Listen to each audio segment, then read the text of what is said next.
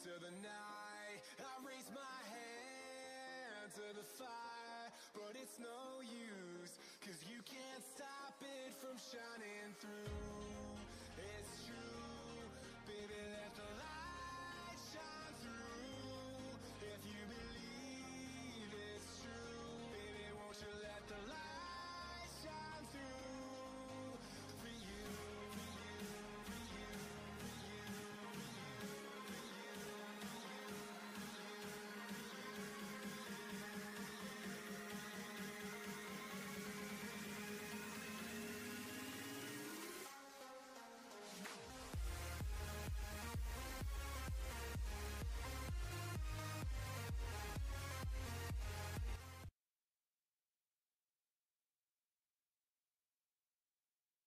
Alright, hello ladies and gentlemen, and welcome to the stream. I am Monkey Fist, and I'm joined here by the ever wonderful Dev Marta. Dev, how are you doing, mate? I'm really excited personally, Monkey Fist. I think this is going to be a really exciting night of games to kick off the ANZ Pro League for this season. Oh yes, 100%. Now, so tonight we're going to start it off with these matches on screen. Darkside vs Zero Gaming, and then SYF versus Hoot. Now, so this is the Group A, and obviously as the format works, we'll have Group A tonight and then Group B tomorrow night in a GSL format. I suppose just overall, let's take a look at the whole competition. Who are you expecting to take this one out? I mean, for the whole competition, I really think that Mindfreak have kind of got they've got the momentum to run with. They've got the name behind them. They have the experience. They've pretty much have the most unaltered roster for the longest amount of time, obviously with the exception of their recent pickup of Neo instead of Kings. But I think on the whole, they're probably the most favorite team. Maybe like Atletico, Darksided, and maybe even Taboo are kind of the most likely to kind of contest for that spot. But I really think that, honestly, this is anyone's game. We've got 8 really, really strong teams in the Pro League for this season, and it honestly can go any direction. Yeah, so on that note, I suppose we should look to our first match, Darksided versus Zero Gaming. I'm just going to go over these lineups real quick. So on the ViewSonic Darksided lineup, we've got Warden, Fletch, Jack Daddy, Nico, Cutie, and Spaz. Now that's 6 players, so they do have one who plays as a sub, and I think that's Spaz tonight. So we are going to see the first 5 I saw, and then for the Zero Gaming roster, we've got Shade, Balkans, Zapruder, Virtue, and Rock. Yeah, I mean, these lineups, honestly, I feel like the standout players. I'm personally expecting we're going to see Shade, maybe Rock, even Zapruder. I mean, we've got so many players on the side of Zero Gaming who are really strong fraggers. I'm expecting we've got probably going to see quite a few of them show up large. But at the same time, I personally think Darkside is the stronger team overall. And I mean, any of these players could go off. Warden, in particular, I think no Jack Daddy today, like you were saying. Jack Daddy's another player to watch out for, but I think Warden in particular, one to keep an eye on for his players. Yeah, definitely. I suppose, you know, that moves into the next point that I had written down, right? The last day of the qualifiers, which was on Sunday, Zero Gaming looked really, really shaky. Yeah, like they lost to a team that they should have easily beaten, Control. In my mind there.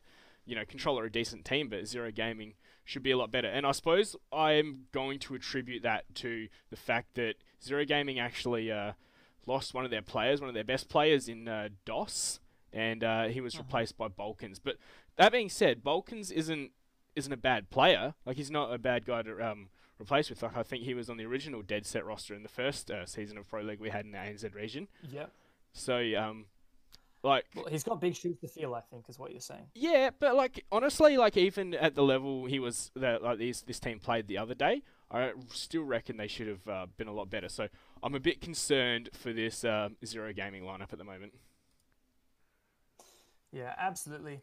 I don't know. I feel like this could go either way. I mean, on the flip side, we've got ViewSonic Darksided, the team who made it to the grand final of the ANZ Cup, only to be 15-1 by Mindfreak. Now, that is something special. Like, that should not have happened. Or, I mean, it did happen. You can't argue with that. So how do you kind of explain the fact that these guys really struggled so much, even taking a single round off of Mindfreak in a best-of-5 series? Like, that's got to speak volumes. Oh, yeah, that definitely does. I suppose, if I were to attribute it to something, it would just be purely the fact that I think, once they lost the first map 5-0 or getting a bit rolled, they just went on tilt. That's the best thing I could say about it. Talking to Nico and all the other guys, like, they're still trying to find the right lineup for their team. Like, as I said, they've got 6 players on the roster that they use. And they're still trying to work around that and find how they really want it to go. Find the right players, find the right roles for them. That's freak, the whole deal. Good mind freak throwback. As far as the throwbacks go, I mean, it is true. You got to find the roles, you got to find the players, and sometimes one of those things needs to be sacrificed for the other. And I feel like that's something that's going to be a recurring theme. People have mentioned the ANZ shuffle. I don't think we've quite gotten to that stage of it being a full-on shuffle yet, but for sure we've seen a lot of roster changes, even just since the qualifiers, for the Pro League qualifiers just the other day. Yeah, look, I suppose this matchup, in the end, could go either way. I was looking to the my next thought in this one, though, the X factor for either team. I suppose I'm going to look right at Zero Gaming first. Their coach, Grim, or I don't know if that's his right role at the moment, coach. He was an NA ex-pro. He used to play in the NA Pro League. He played, I think, one or 2 seasons. And so I'm thinking he's going to, if he's bringing something to the table, it's only going to be improving this Zero Gaming lineup. Yeah, for sure. Zero Gaming have been making use of their coach for quite a while. They've been throwing curveballs at their opponents for quite a long time, and I guess we'll just have to see now how that actually pans out in this exact matchup that we have coming to right now. Indeed, and on that note, we are heading right on into this one.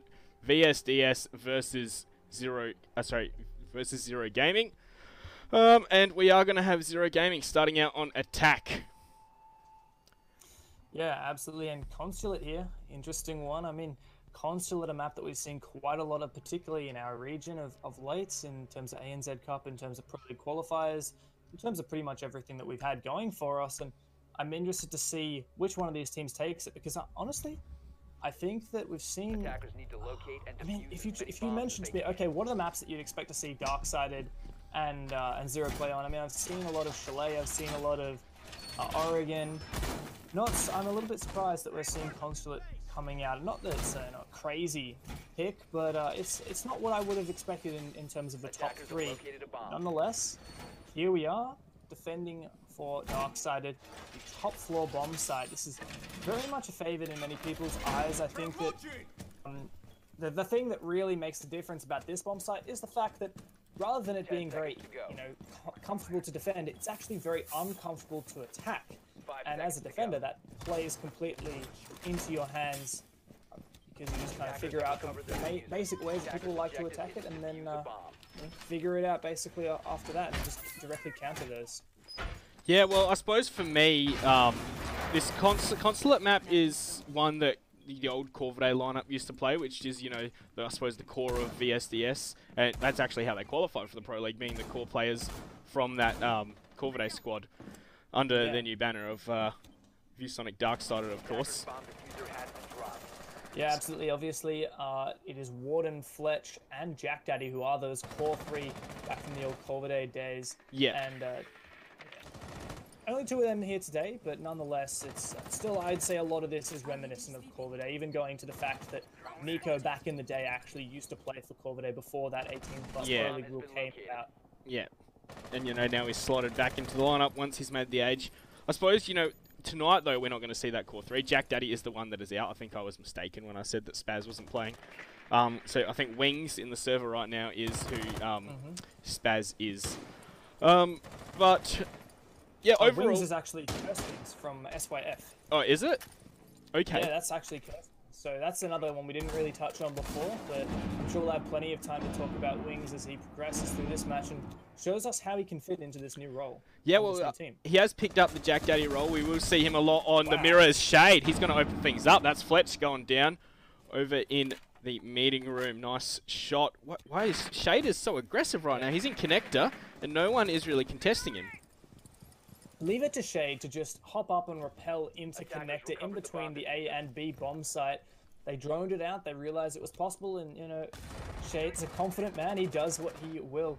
They're going to have to clear out Nico, though, in order to make this push actually work. And Wings looking to come from the other side. Cutie there finds Rock. That's the Hibana going down. A strong fragger off the board. Zero Gaming. Cutie all the way downstairs. Yeah, I'd say he ran out. Doing. He ran out from the garage to take down the Hibana. That's dropped the diffuser outside. That's going to be quite difficult for him to deal with. But Shade, he's found the frag onto Wings there. So not a fantastic start, you would say, as Warden. He's getting scanned out by the Jackal right now. And at the moment, I'd pretty safely say that Zero Gaming has 90% of the control that they really need. Nico being the only one even remotely near the site of his 3 remaining players for Darksided. And honestly, I'm not quite sure how they're going to have an impact. No more C4s for Warden or QD, and the plan's looking to come down very soon. Yes, you mentioned that. 20 seconds though on the clock. If they can deny it and continue to deny, this is going to be a tough retake. A tough plant to get down. The plant is going to start to get stuck by Balkans, and Zapruder's found the head of Warden. It's going to stop him. So now it's up to Nico and Cutie. Plant down. Nico's taking a bit of damage as Cutie has found Shade over by the long desk.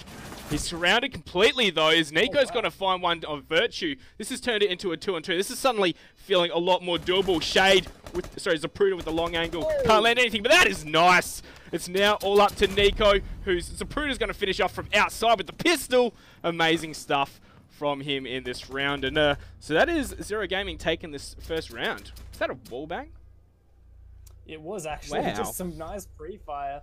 Not the thing that I would be doing if I had only gotten to my secondary, wasted all of the ammo in my primary, having to switch to that. You know, you only have 16 bullets, and if you get caught out with that, you can't switch because you're out with your primary as well. But, you know, props to him. Suppressed wallbang with the pistol. Who doesn't like going with a bit of style? Yeah, that was pretty nice, wasn't it? But for me, I'm actually a bit surprised that Zero Gaming won that first round. Like, I honestly am expecting Darkside to take this one quite comfortably.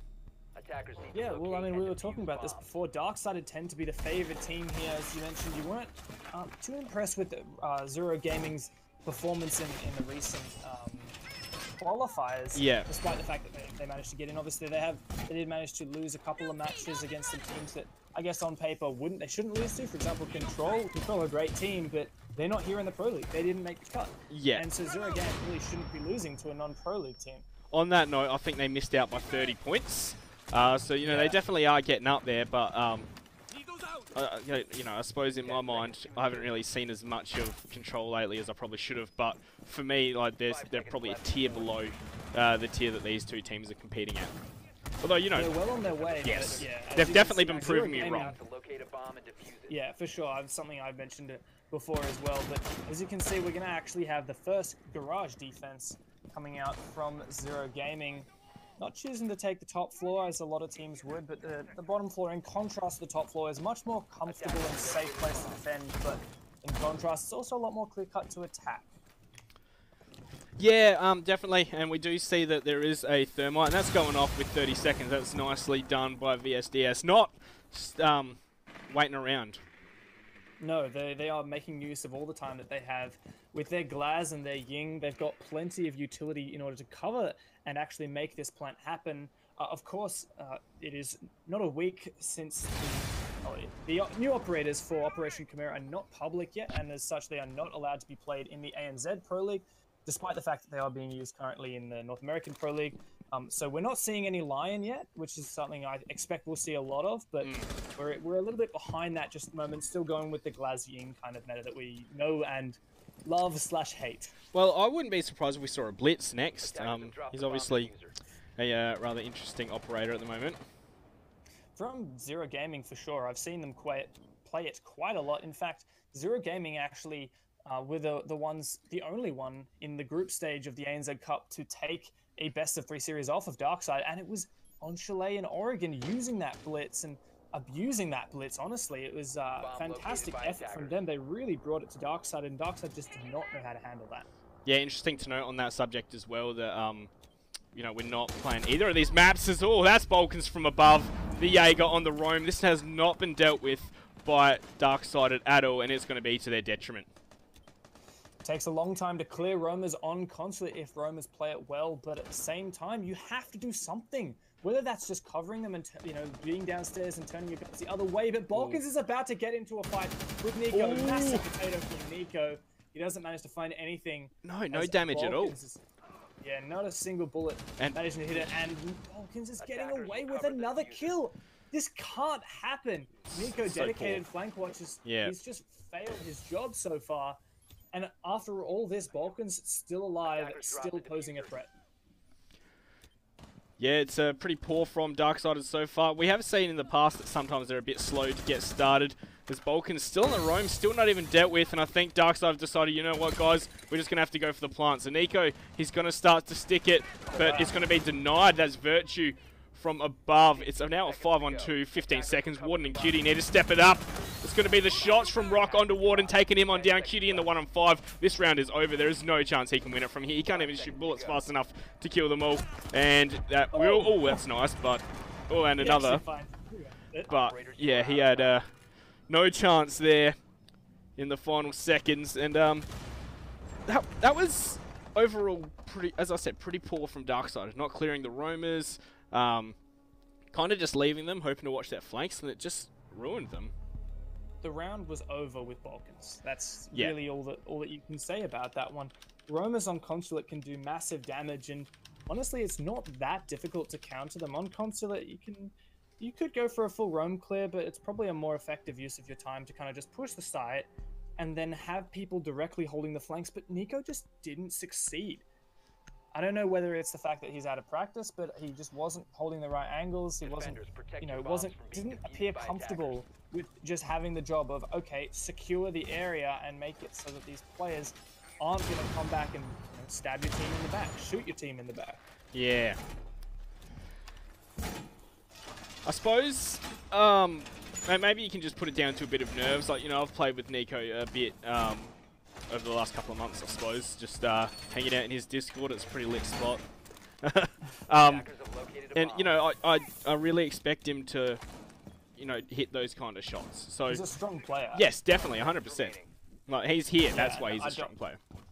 Absolutely. I don't want to take anything away from them in saying that, but at the same time, I definitely agree the nerves do get to you. And every time we've seen Darksider just not looking quite as strong as we might hope, I feel like it's been the nerves that they've kind of been playing into it. There's a lack of confidence sometimes. When you see them dominate, it's when they do their amazing, effective clubhouse pushes, these smoke plants, these really well straight out things that people just can't manage to repel. But when they have to kind of think on the fly and they go for individual plays, it's not always working in their favor. Yeah, but another top floor defense, of course. We've been in this round for, what, minute and 15 seconds now? That's some good information gathered by that camera. Valkyrie being a fantastic use on Consulate in particular. Yeah, and we don't have an IQ this time. Zapruder's opted for the Capitao instead. That surprises me, honestly. We know that Zero Gaming and particularly Zapruder do love bringing that IQ, and it does bewilder me a little bit as to why they're not bringing it, but Balkans managed to find the head of wood, and that's the Valkyrie gone down. Blackbeard doing some serious work with that Mark 17. Still picking the Scar though. Wow, Fletch going for a massive run out at a Visa. No doubt trying to get the person, whoever it is, on the A balcony. I think it was Zapruder. He's done a bit of damage, but not much. That's frags left, right, center. What is going on, Darksiders? This is not what we expect. C4's surely going to kill Zapruder. No! What? That is. Zapruder killing himself with his own incendiary bolt. That's going to leave the first frag out for their side. It's now a 4 versus 2, but Fletch says no, that's going to be a 3 versus 2. He has 3 more to find, and he's got a buddy of Nico. Not much health, though, left on him. He that's finds nice. Rock. What a shot there. He still has this mirror. It has been opened, but nonetheless, that's an angle he can utilize. Nico putting Legion mines on both of those windows means that anyone who repels in is going to get instantly mined by those goo traps. It's now up to Balkans and Shade to make this work. Shade is a playmaker, and he can make this work. And with Balkans on the Blackbeard, he can too. But Blackbeard there has actually had the Legion trap go into his gun away. Has to repel, yes. Throwing his gun away as well. Shade is in the position to make the plays here, but there's a whole minute to go, and Fletch is only 1 bullet away from his ultimate demise. So this was a 5-on-2 into a 2-on-2. This has been great here from Darksiders. This is what we expect, but that's going to put a damper in the mood. It's up to Nico now. It must be said he struggled in the first couple of rounds, but he has done some good stuff this round, but it's a 2-on-1. Now, 1-on-1! It's up to Nico versus the Blackbeard, 30 seconds. Balkans is going to have to repel on in. That Goomine's going to give away the information, and this timer is ticking away. Balkans, he has to act fast. I think he might have to try and go for the plant in this situation. 15 seconds left. Cameras on him as well. No, Nico can play this perfectly. He's done. There's nothing that Balkan can. No, he has to bait it. He has to bait it. He can bait it. 5 seconds left. No way, this isn't gonna work, is it? Oh, no way, Balkans! How did you manage that? There was no way on earth that I imagined he was gonna win that. I thought Nico's got this. Nico's just gonna wait. He has the intel. He doesn't have to do anything. I think we heard the camera get shot out. Okay, well that Yes. I mean that does make it more difficult. So and yeah, Nico had to move, that was perfectly faked by Balkans. But I really think in that situation, the fact that Nico sprinted up really puts him at a disadvantage. Like every time you're sprinting, you're not ready to take a gunfight. For me, the best thing to do right there, and of course this is hindsight, 20/20 vision, would be to move up already ADS'd. You're all ready to take any fight, put a bit of a filthy drop shot on that Blackbeard, and you've won the round there for your team, I reckon. But this is 3-0 for Zero Gaming. The direct opposite direction we'd expected. And yeah, Zero Gaming looking pretty dominant. It's getting pretty hairy with some of these rounds. It's getting close, but nonetheless, Darkside aren't managing to take anything. And a valiant effort for, I believe it was Cutie and Nico. Fletch and Nico. In that 2v5. Yep. Sorry, Fletch and Nico. Yeah. In that 2v5, they managed to get it down to a 1 versus 1, which is, commendable, to say the least. Oh yeah, they did do their best in there, and I suppose if we could get a quick squiz of the scoreboard, that might give us some information as to how these players are stepping up in this series so far. 5 seconds to insertion. There we As go. you can see, thank you, Sky. We've got 4 frags for each Balkan Shade, Zapruder, the Breadstick for Virtue and Rock. 2 donuts, though, for Warden and Wings on the side of Darksided. Much more even spread on the side of Zero Gaming, but, they're just winning all their gunfights a lot more, but honestly, I don't think it's coming down to pure aim game. I think it's the fact that they're in better positions, they're more comfortable, and the plays that they're making are working.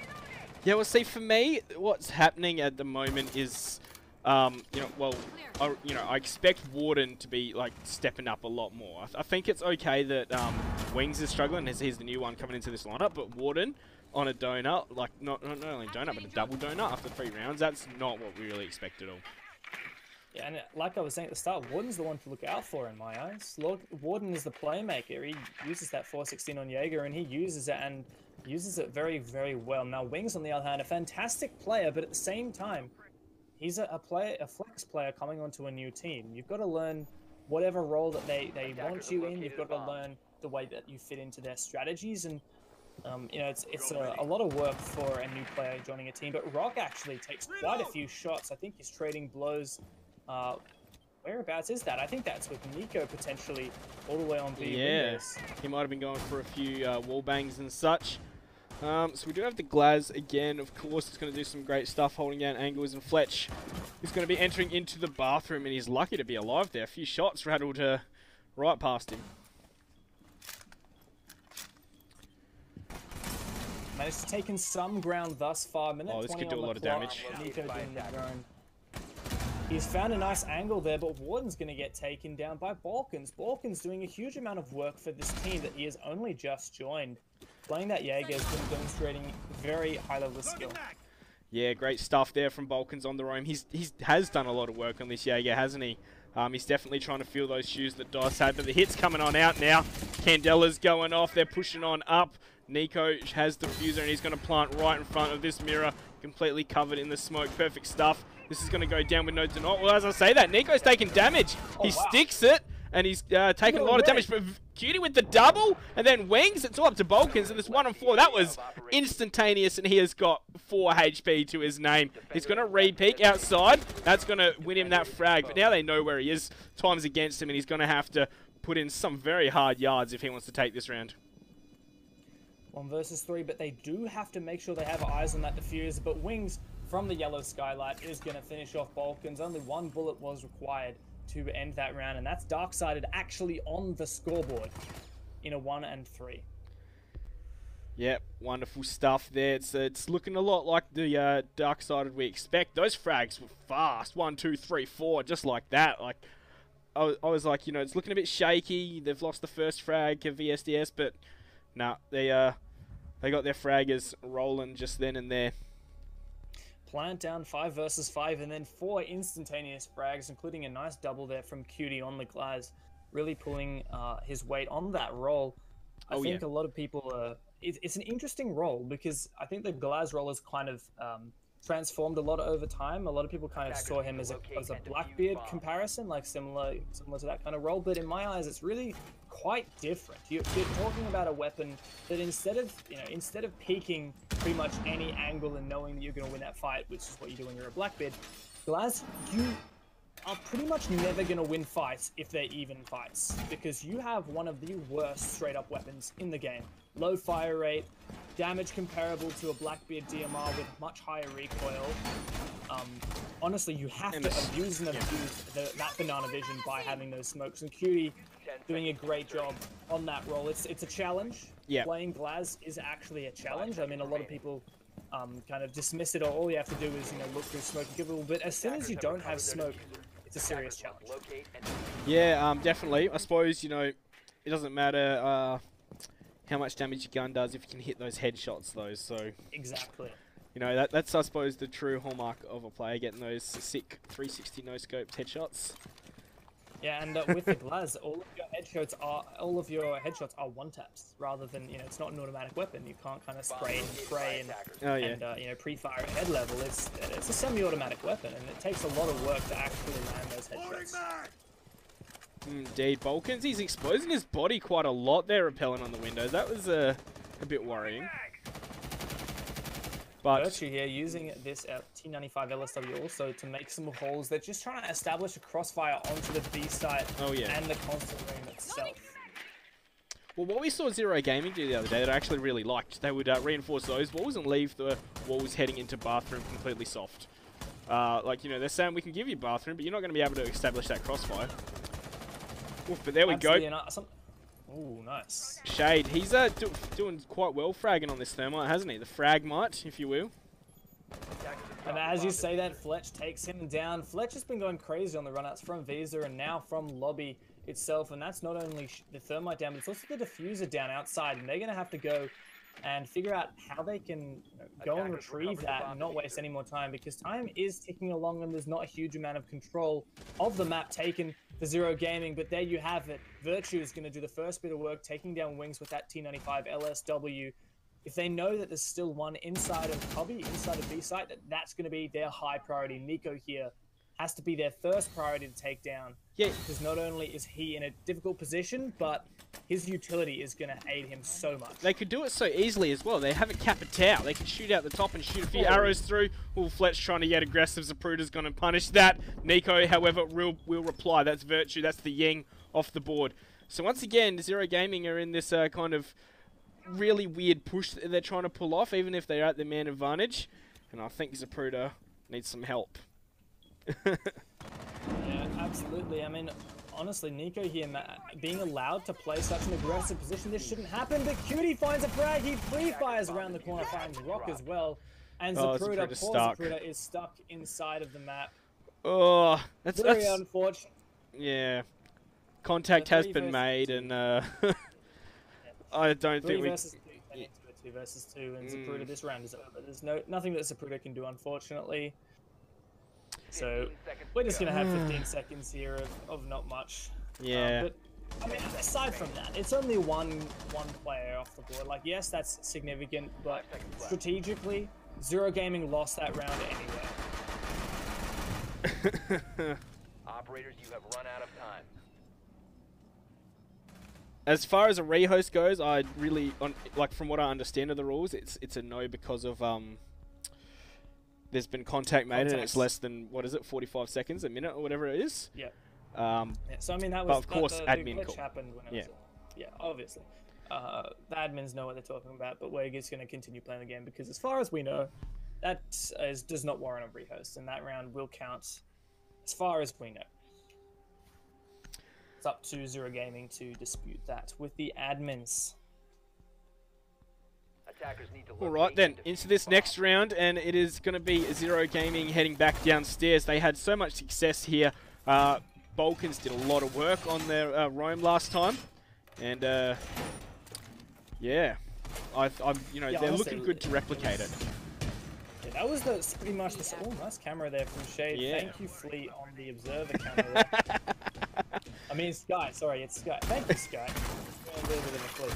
Anyhow, yeah, that's a nice camera. But Balkans, yeah, honestly, in my eyes, Balkans pretty much won the last round. Just managing to stay alive for so long, managing to get 2 or 3 frags on that run. I don't know if they're going to be. He's going to be able to get away with it again. I feel like the first step Darkside are going to be looking down at it now is, all right, let's counter that. This one player destroyed us last time. Let's go and let's take care of him, and then let's go and do everything else we need to do. Yeah, well, we did just get a quick look at those kills. Warden's still on that donor after 5 rounds. Cutie's stepping out in front on 8, of course. As Balkans, they know he's on the roam as he's chasing drones. Yeah, and as you can see, I'm expecting we're going to have some form of roam clear coming out for this, but in my eyes, the best way to deal with a Consulate roam is to do what you got to do. And in this case, what you got to do is open up the floor of piano and kill anyone inside of the objective. It's such a simple thing to do in theory, isn't it? Yeah, and it's so easy for a roamer to have a serious impact, particularly if they've got impact grenades. You can play on the top floor, you can open up holes in the floor, you can open up the hatch above piano. You can do some serious work from there. Balkans actually used that as a rotate last time. Warden almost finding some shots onto Rock, who's playing very aggressively with this Legion. Cutie came off worse for wear from that. He was repelling down, and he took a lot of damage from Rock there. Half of his HP is gone. The banana gun, of course. Yeah, and as you can see, Wing's now going to be doing his job on Hibana, opening up that key hatch inside a bathroom. Have they cleared out that Jaeger yet? No. No. Jaeger's still playing inside of Visa after all this time. My hope is that Darksided are watching their flanks. You don't have to roam clear, just have to be ready for them to flank. Oh, yeah, right. You have the first frag of the round coming out. Zapruder takes down Cutie. That's Glaz too. Glaz gone down. Yes, big pick there. Especially Cutie on Glaz. Cutie has proven himself to be a seasoned Glaz. He's played well, but Balkans here about to come for the flank. He knows that Fletch is doing his work on the floor in there, but he might not realize there's actually another Darksided player inside of lobby. Well, there's no drones watching the flank here. No one's even watching it with their eyes. Like, I'm really puzzled as to how Darksided are playing this. If Balkans pushes, no, Nico is going to expose his location. Balkans exposes misses his as well, but I don't even think that Nico realized that. Balkans is still in a position to do serious damage, and he's rotating all the way up into Tellers and Visa now. Rock's the only player on Zero Gaming been lit up, and Darksided looking that they want to make the plant happen, but honestly, they're going to have to move soon. They're not ready. Balkans is going to come up spiral stairs now. Wings is waiting for him, but will Wings find that kill? 20 seconds to go. The plant has to come down. You can't waste multiple players watching flanks in this position. The Yings are coming out. Yeah, surely it is. Wings is about to peek this. He's getting impatient, and what the timing. He finds it. The plank goes down from Warden. Rock immediately pushing up to that. Warden gets down to outside Shade. Finds Wings. It's now up to Nico and Fletch to protect this diffuser. Zapruder goes down. Nico doing his work. Nico with another one. 2 versus Nico! Oh, he just can't land that last shot. So really, it is a 1-on-2 right now, especially with how low HP Fletch is. This is going to be quite hard to win. C4. Oh, no! But Shade will find the frag, but they don't know Warden's downed. They are going to stick the diffuser, so this round is going to Zero Gaming. Whew. Wow, that was so close. Nico there on that late site push did so much work for himself with the 295 LSW, but yeah, honestly, Zero Gaming just, at the end of it there, they had more players to start with, and they won more of the trades. Despite some great gunplay from both sides, Zero Gaming comes out on top of that. Really unfortunate for Warden that he managed to get injured on his way out the door. If he was alive in that scenario, I would say that probably would have been a straight-up win for Darksided. Yeah, well, I suppose the one thing that really stood out to me is that Nico, playing, dropping from the hatch plan so aggressive, getting 2 frags. He was so close to killing that mirror too. He put so many bullets into it, but 3 armor, it can really soak it up more than you expect. The C4 as well. I was pretty confused by that C4 onto the. I think he might have just been off like the, I don't know, the position of where it would kill him. Sure. You'd think it would though, wouldn't you? I guess so, but at the same time, if you take a close look at the floorboards themselves and where the metal beams actually support those line of sight floors, it's always possible that there's a particularly large metal beam or some object on the floor, for example, the piano or the casings next to the piano, that can always just soak up some of the blow and make that C4 just purely from a luck perspective. Kind of made Fletch a little bit more resistant in that scenario. Interesting to see. Look how much of a hold we're having upstairs here for this defense. Yeah, well, I suppose the one thing we didn't touch on is this is a lobby defense.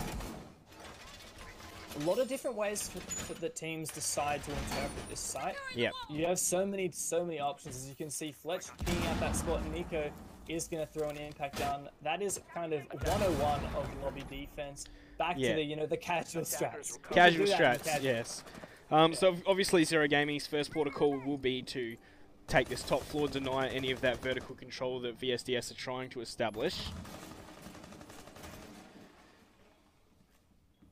Yeah. And as you can see, as you can see, it's Rock being the first one up here. He is going to get in contact with one of those Legion mines, but him holding this angle, and Shade as well holding another angle up from the connector. Yeah. They're just waiting for players to walk into their lines of sight, and it's going to happen. Yeah, and I suppose, going back to the old Corvadale lineup, this is how we'd see them play Consulate. They got absolutely destroyed by Irons playing that aggressive play style on Consulate, and Irons just had to sit there and wait. So it definitely is possible against this kind of lineup. They get ants in their pants. Yeah. It's always something you have to toy with there, but Balkans is going to make those ants even more antsy as Mira has been spotted out, but that's one of the side players not likely to be too concerned with the fact that he's been scanned by Jackal. Look, they got 3 players over here, all trying to play in support of each other. Fletch is actually going to peace out on that note. Yeah, Fletch on this roam, I really like the way the Darkside holding this. Look at how spread out they are, and that in this case is a good thing. It means that they're not going to get all taken out at once. Shade's going to be popping open that top hatch, and it looks like top floor control pretty safely in the hands of Zero, with the exception of Warden here. Fletch finds Shade. Rock trying to get the refrag, he can't, and that's not enough bullets. And Warden here to back him up, takes down Rock. They have Diffuser. Great players from Warden and Fletch together on this roam. They've been playing together for so long. Yeah. And now we have to have Zero Gaming retake here. Well, it's a 2-on-5 now, as Nico has found Virtue as well. Zapruder and Balkans are going to have to step it up a bit. It's another goo mine going to give away the position of another player than Balkans. So, where do they head with this one? Yeah, and this match point for Zero Gaming not looking to be an actual match point, but first bit of work gets done for their team as Balkans finds Fletcher. Nice refrag from Warden is going to leave it all up to Zapruder. He's going to have to get a 4K clutch in the next 20 seconds. Yep. How many times have players got 4K clutches in the last 20 seconds of a round? I'm going to say not very many. At this level, Warden you'd hope just none. playing really easy. Oh, and Zap was going for that with the pistol. Yeah, going for the pistol, not really going to happen, but honestly, he knew his chances were slim there. He thought he may as well just go out in style. And go out he did. The style, I guess that's up to the viewers to decide. Yes, indeed. So, 4-3 is the scoreline now. Are we going to see OT, or are we going to see Zero Gaming take this one in regular time? It's always possible. I mean, we've got another match point right up, as you've said. Look, to force this to overtime would be a decent chunk of work from Darksided. They were 2 down at the start, and then they won 2 for them. Sorry, they were 3 down at the start, and then they won 2 rounds. Well, it only took Zero Gaming to win one of their own to push it on to match point, and so far they've managed to keep it on match point. With Darksided, they're closing their fist. They are wanting to push this to overtime, and as far as I remember, I believe this is Zero Gaming's map. Let me just double check on that. But I mean, if Darkside are pushing it so close on a map which belongs to Zero Gaming, and yet that is the case, this is Zero Gaming's map. I guess it doesn't so much bode well for Zero going into Coastline. Looks like they're a bit puzzled about something about this wall. I think they're just still trying to decide which part they actually want to reinforce. In the end, they have decided on one spot. I think I might be right in saying that we've had a 100% pick rate so far for Legion. Yes, he's definitely been, you know, Rock and Nico, they're the guys who've been playing him. And I think the one key thing that I think is leading us to see, rather than just a high pick rate and a straight up 100% pick rate, is the fact that on this map, Consulate, windows are such a prominent part of that. Something that really comes into play how you interact with those windows. And nice, interesting camera. Not just windows though. It's also like lots of choke points. Yeah. Yes. So the windows are the choke points, and then like stairs and doors and such are all choke points. Yeah, and the mechanic that we mentioned earlier about putting Legion mines on windows, that's very useful. And both of these teams are utilizing that to their fullest ability, and it's really helping out. If you're rappelling on outside a window and then you get Legion mine, you have to get off your rappel in order to pull out that mine. Otherwise, you're going to keep taking damage. Great time waster on that one. On that note, though, I suppose like the Legion's also great for gathering that information. Like if the Legion can see on his HUD when a mine's been used up, so not only that, it also doubles up as, you know, this is where they're pushing in this situation. And that's one of the things that I think really makes a difference on Consulate, and that's why Valkyrie is so useful. Knowing whether it's going to be a B push or an admin side push, like they're the two typical pushes, it really gives you a lot in terms of knowing where to face all your intel. Shade looking to go for the same run out we've seen Fletch do twice. He's cautious of a Claymore though. No, he's going to go for this run out right now. Can he find it? There's no one actually there. He's going to get exposed. Now Darkseid know exactly where he is. Warden looking to push up yellow stairs. Here's Zapruder. Nade coming his way. Yeah. By that nade. Kirito finishes him off from the B windows. Some great teamwork from Darkseid, and they're looking to push this onto match point with the first frag of the round. Yeah, great frag to force Zapruder out and into the waiting arms of Cutie. So excellently done there. So 50 seconds to go though. That's still plenty of time for Zero Gaming to work with, and Shade, he might be in a great position for a flank here.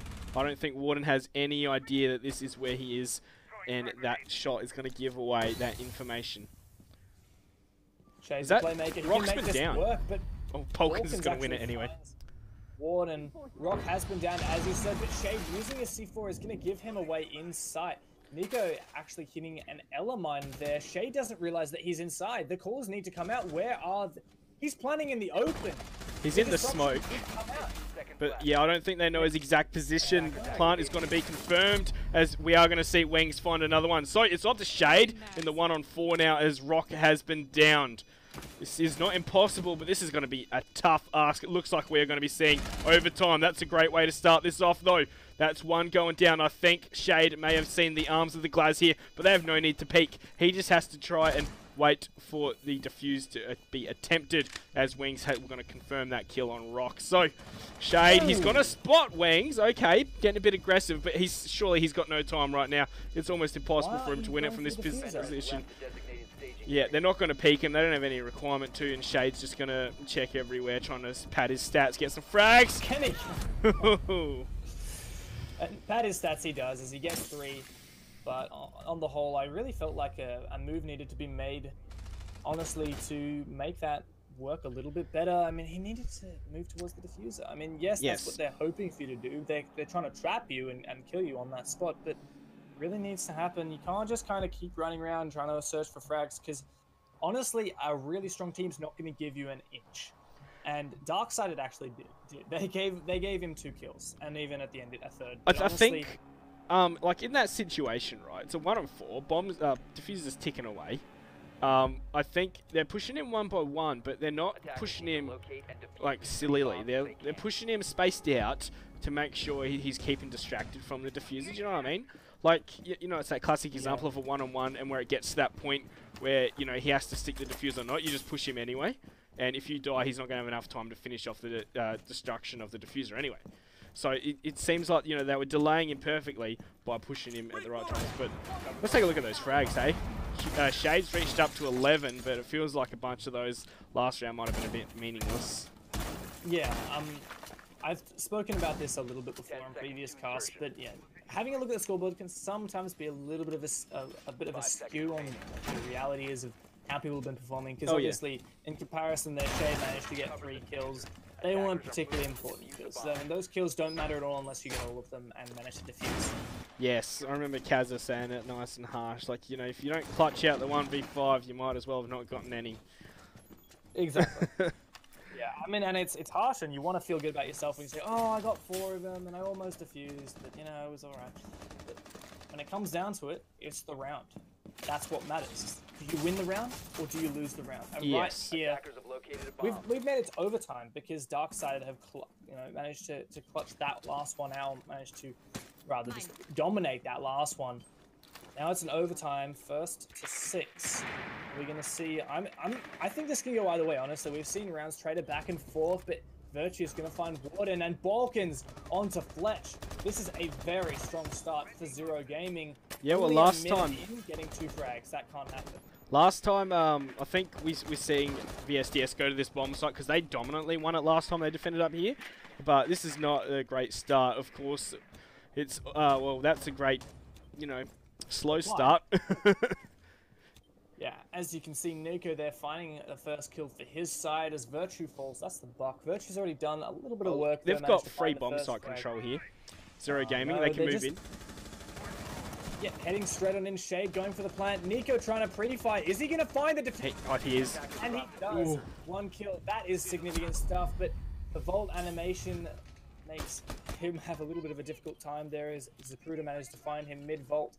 Cutie and Wings here to clutch the 2v2, but honestly, Zapruder and Balkans have the work to do. They have to go and get the diffuser, whereas Darksided know exactly where it is. And Balkans, that's not how you peek that. Zapruder surely frustrated right now as this has just turned into a 1 versus 2. He can find the shots here. He's capable of this. Oh, that was close. He managed to find the headshot that's needed. The flank's going to come out. They're going to go for the double peek. Yeah. Cutie's going to find it fast. Nico denying that plant, that was what they needed. That's the singular thing that really made the difference there. Even though Nico ended up dying, he didn't need to die. He did in the end. But that if the plant had gone down, that would have been the end of the story. But no, Nico managed to deny it before it went down. Yeah, well, on that note, we are going to see Darksided go to match point themselves. It really feels like Zero Gaming showed up strongly, but Darksided decided, oh, guys, we've got a match. Let's get out of bed and wake up for this one, eh? And, yeah, they're showing up now. It's got to be a tough one for Zero now. Having run, 3-0 lead up and then having 2 match points for their own side. Now facing the first time in this matchup that we're seeing a match point do something Darksided. Zero Gaming really want to close it out here. I mean, they would have felt dominant kicking it off here, and now they have to win 2 in a row in order to not lose their own map pick. And then we're heading to Coastline. Coastline's one the Darksided surely are going to be comfortable on. Yeah, they beat SYF and Coastline despite SYF. This is the ANZ Cup. They beat SYF and Coastline in the semi-final of the ANZ Cup.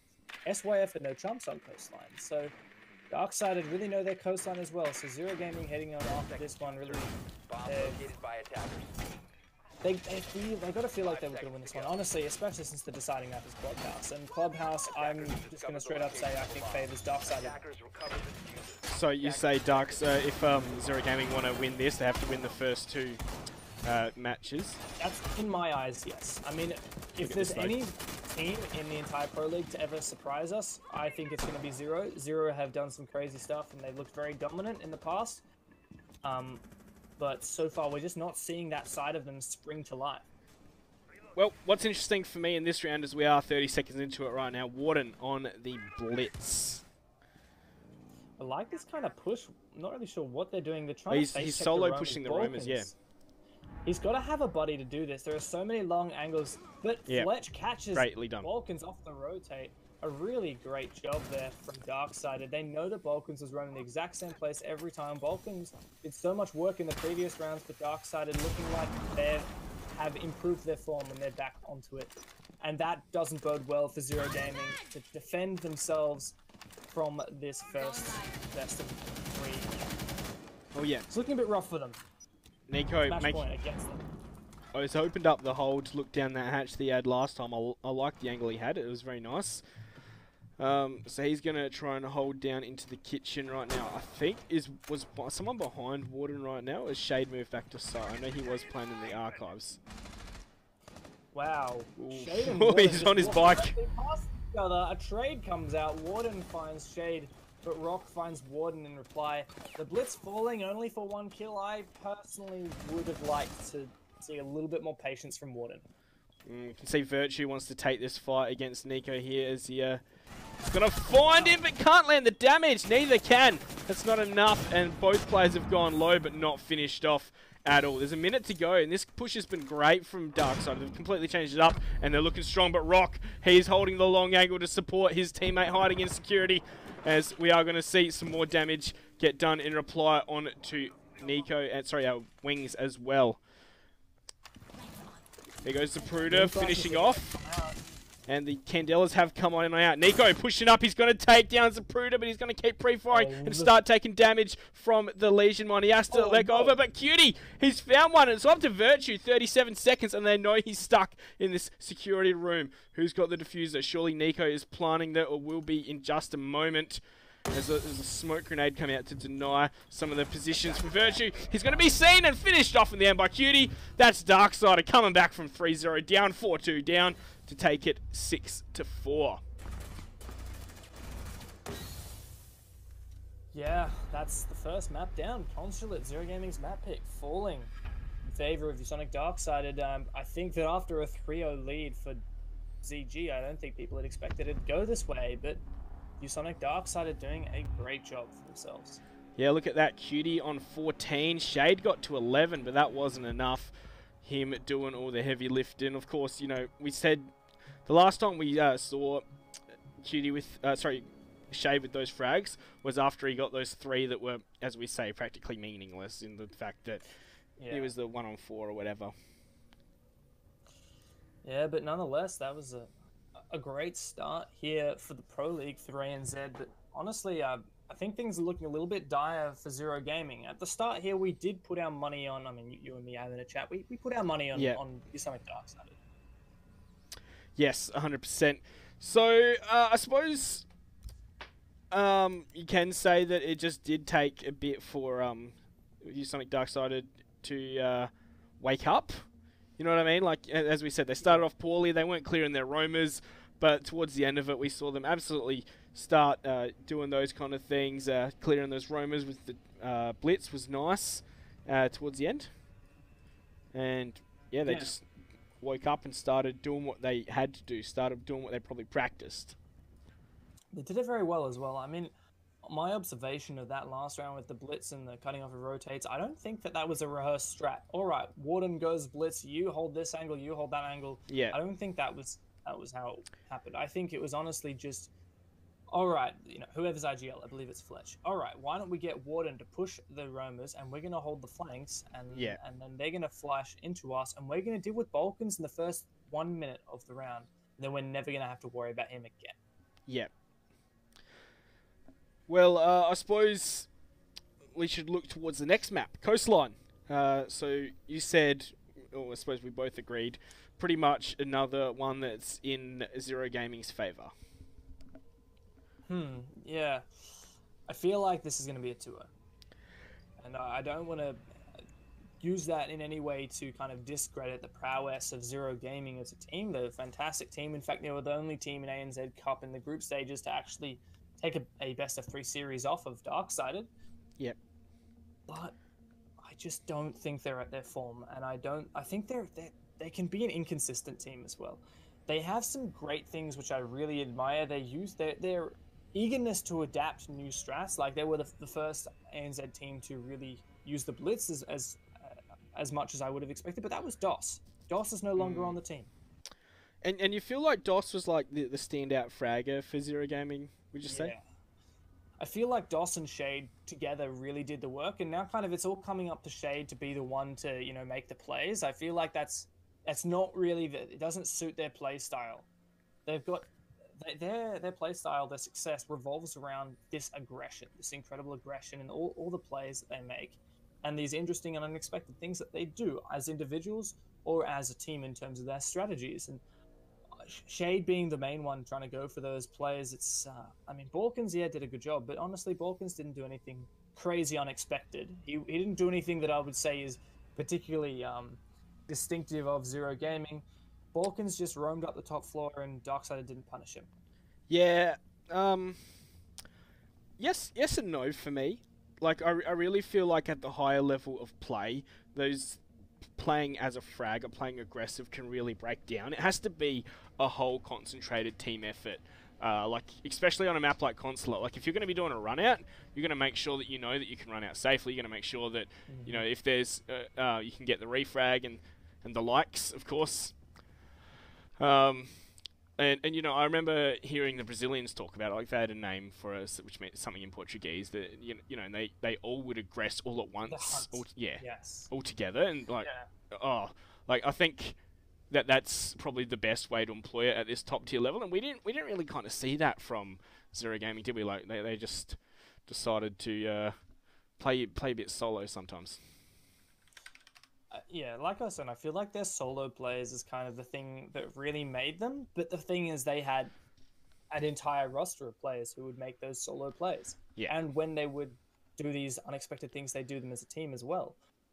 Now, I mean, I don't want to pull anything off any players on the roster, but I mean, it's got to be said, DOS was a fantastic standout player for them, and they've lost something in losing DOS. Rock really didn't show up in what we just saw on Consulate. Rock, I think, when I last saw it was one frag on the board. He got a couple more, I think, as the game progressed, but nothing crazy. And Rock is a player you'd expect to be a fragger. Yes and no. Like, for me, like, going back to the very start of his competitive R6 career, right? Like, I know in his team there was a bit of, you know, friendly banter in the fact that, you know, Rock was a chess level aimer and, like, he was, you know, like, he wasn't like the standout frag. He was the support player in that role.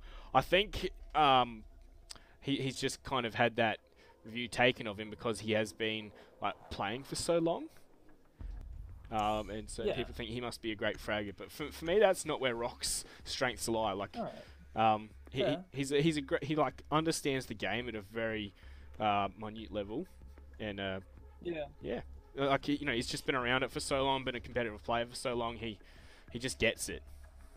Fair enough. I mean, I've seen Rock do some pretty incredible things with, I mean, even with like Ash and Blackbeard and stuff. He can frag, and I know he's capable of that, and he just wasn't managing to pull that out. I think it's more of like aggressive and not managing to plan shots. His role hasn't really like, he's been playing Legion and Habana. Like, Legion's a fragger. That gun is amazing. Yeah, that gun is amazing. He could have gotten kills and he just wasn't.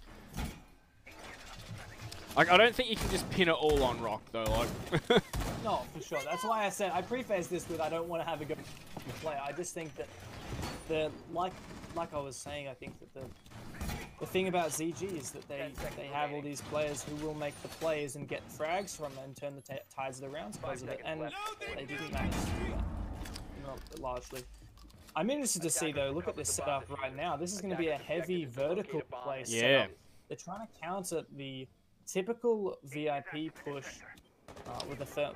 And that is how VSDS play this map. They do take control below, use that buck to open up the floor below, and completely demolish any defenders sitting on site, which is, you know, I suppose something you don't really see too much in ranked because this requires a lot of coordination. Absolutely, and the thing is, it actually becomes a new place of contention is this area below, and we're having the zero gaming players defending that. As you can see, a really nice angle from Virtue covering the stock door, and Rock himself playing downstairs. Now, because there's a Legion downstairs, he has a lot of utility to try and stilt that progression, and Shade as well holding a tight angle looking downstairs. And I really like the use of this deployable shield here. You know, I really like that. I was thinking earlier, like, because we saw pings coming out where reinforcements had to go, how practiced are Zero Gaming on this map? But they've got some really good ideas that, you know, you just can't make up randomly. So obviously they do have some ideas. This is a complicated setup that they have for them, and I am personally really impressed, and I want to see it work because this is what I love about Zero Gaming. Rock's going to be the first one to fall. He was meant to be defending downstairs last we saw, but no, Cutie takes him down. A shot all the way in through, I think that was through the stock door or through the must have been the lobby door. A nice angle all the way through. Cutie finds that one. You can see Warden here, sitting here like, can I thermite this, or are there people downstairs? Yeah, all right, still unsure. You watch this hole, Nico, and I'm going to put my thermite charge on.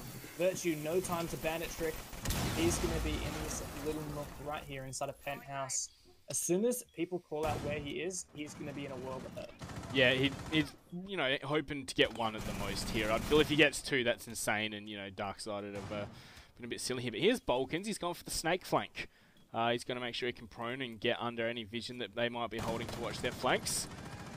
And, you know, he's done so much work on this Jaeger, you'd think he might do it again, as there's going to be Virtue trying to aggress. Fletch will find his body.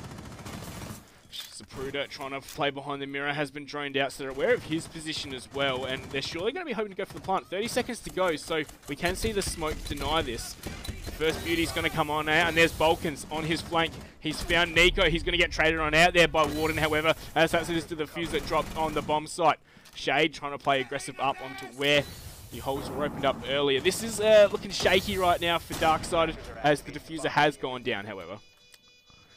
Yeah, Darkseid looking in a very strong position here. Zero Gaming have a world ahead of them in order to make this work. A long angle here. He's trying to contend with an ACOG. Zapruder putting the smoke on site. Shade inside of this hallway right here. He's going to be pushing on and switching to the secondary, which is not the right choice. Wings takes him down. Shade now in a 1 versus 4. Last time he was in this situation, he managed to find 3 on Consulate, but he was playing Valkyrie, and not this time is he going to be able to do any such thing. Warden takes him down. Oh, that was Zapruder, rather. Yes. I was going to say, but I didn't want to get you off your train because you were on a roll right there, son. I'm sorry. I appreciate it. Anyhow, Zapruder, good on you, Zapruder. Good try, but you know, didn't manage to take it down. Honestly, Darksided looks so strong right now. Indeed. Yeah, Darksided looking like they know what they're doing, and they know this map, and they can play this map very, very well. I want to side with Zero Gaming on that round because I just love the setup that they had, but they just didn't make use of it. The first one to go down was Rock defending downstairs. Once again, not having a good day. He didn't manage to utilize those holes that were made.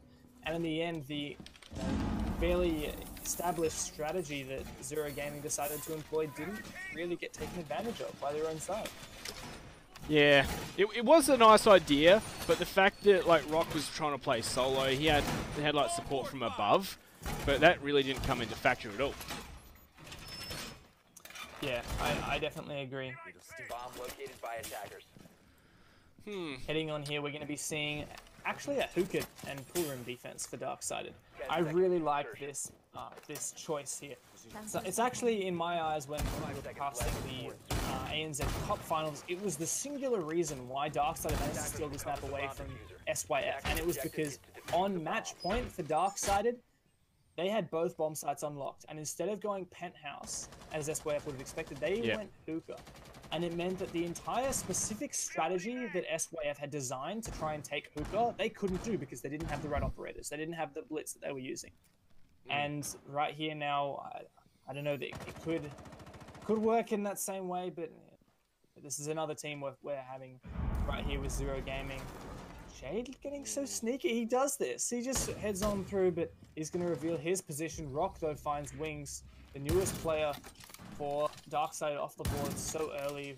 Rock's going to be opening himself up a hole in VIP land, looking towards pool room. He's going to be able to do quite a lot of work from this position. Meanwhile, Zapruder and Shade doing some work from aquarium side.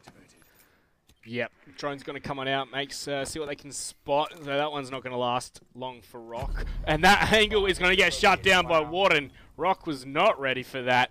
He was getting his gun ready to ADS, and he was dead. Shade, he's going to take aquarium, however. Now this is where we saw Nico playing earlier. Nice and close by. He's got a mirror to contest, but this is not an angle he really wants to take. Cutie could peek any one of these and just take him down. I really like the decision of the setup that we've got with the castle barricade, etc. Balkan's on the wrong side of the map to use his sledgehammer to get rid of that, but he's going to rotate just as that castle's curse everyone. Balkan's going to be popping open this castle barricade, and that's going to mean that Cutie now has 2 angles to watch, albeit he has a mirror in front of him. Yeah. which he can gather intel from and pre-fire using, but at the same time, there is utility on the side of Zero Gaming in order for them to make this work. With the Capital bolts and the smokes. What's surprising for me is they actually bought a sledge. That's Virtue on the sledge. It's not really a map that you'd see him having much use, but they're using him to counter the castle. So I wonder if they did expect the castle pick to be coming out here. I feel like most of the times when a sledge is picked, it's a comfort pick. Yeah, Virtue does play a lot of sledge. Who's got, yeah, well, it's well, in this case, it's Balkans playing the sledge. But yeah, we need a strong fragger who's got nades. Oh, all right, buff sledge or IQ. Well, sledge. And Nico there finds Shade with a nice headshot with the UMP. Nico is a beast. Virtue's on side. Oh wow, he's progressed all the way in. He managed to find Cutie. Balkans gets taken down. Oh. 3 fires from Virtue. That's so many bullets come out. He didn't even need Wow. to the secondary, but it doesn't matter. He finds the head of Fletch. 1 versus 1 as Warden takes down Zapruder. 1 HP for Virtue. 15 seconds though. He's going to have to move. He knows he has to move as well. He can use this mirror to his advantage, but he's not going to have to. And Warden's just going to book it. He doesn't have to stand around. He's got Diffuser. He knows exactly where it is. But what is Warden doing? But in the end, he wins the fight. Wow. I was certain he knew where the Diffuser was. Absolutely. Wow, Warden, I thought for sure was going to have that one. But then at the same time, last minute, a drop shot there looked like he was going to take out Warden. A really almost clutch there for Zero Gaming. Credit to them. They did a good job at managing to kind of figure out what obstacles there were in their way and trying to address them one at a time. Yeah, I suppose, like, we, you know, in the middle of the round, we suddenly realised Virtue's on site. He just snuck in somehow.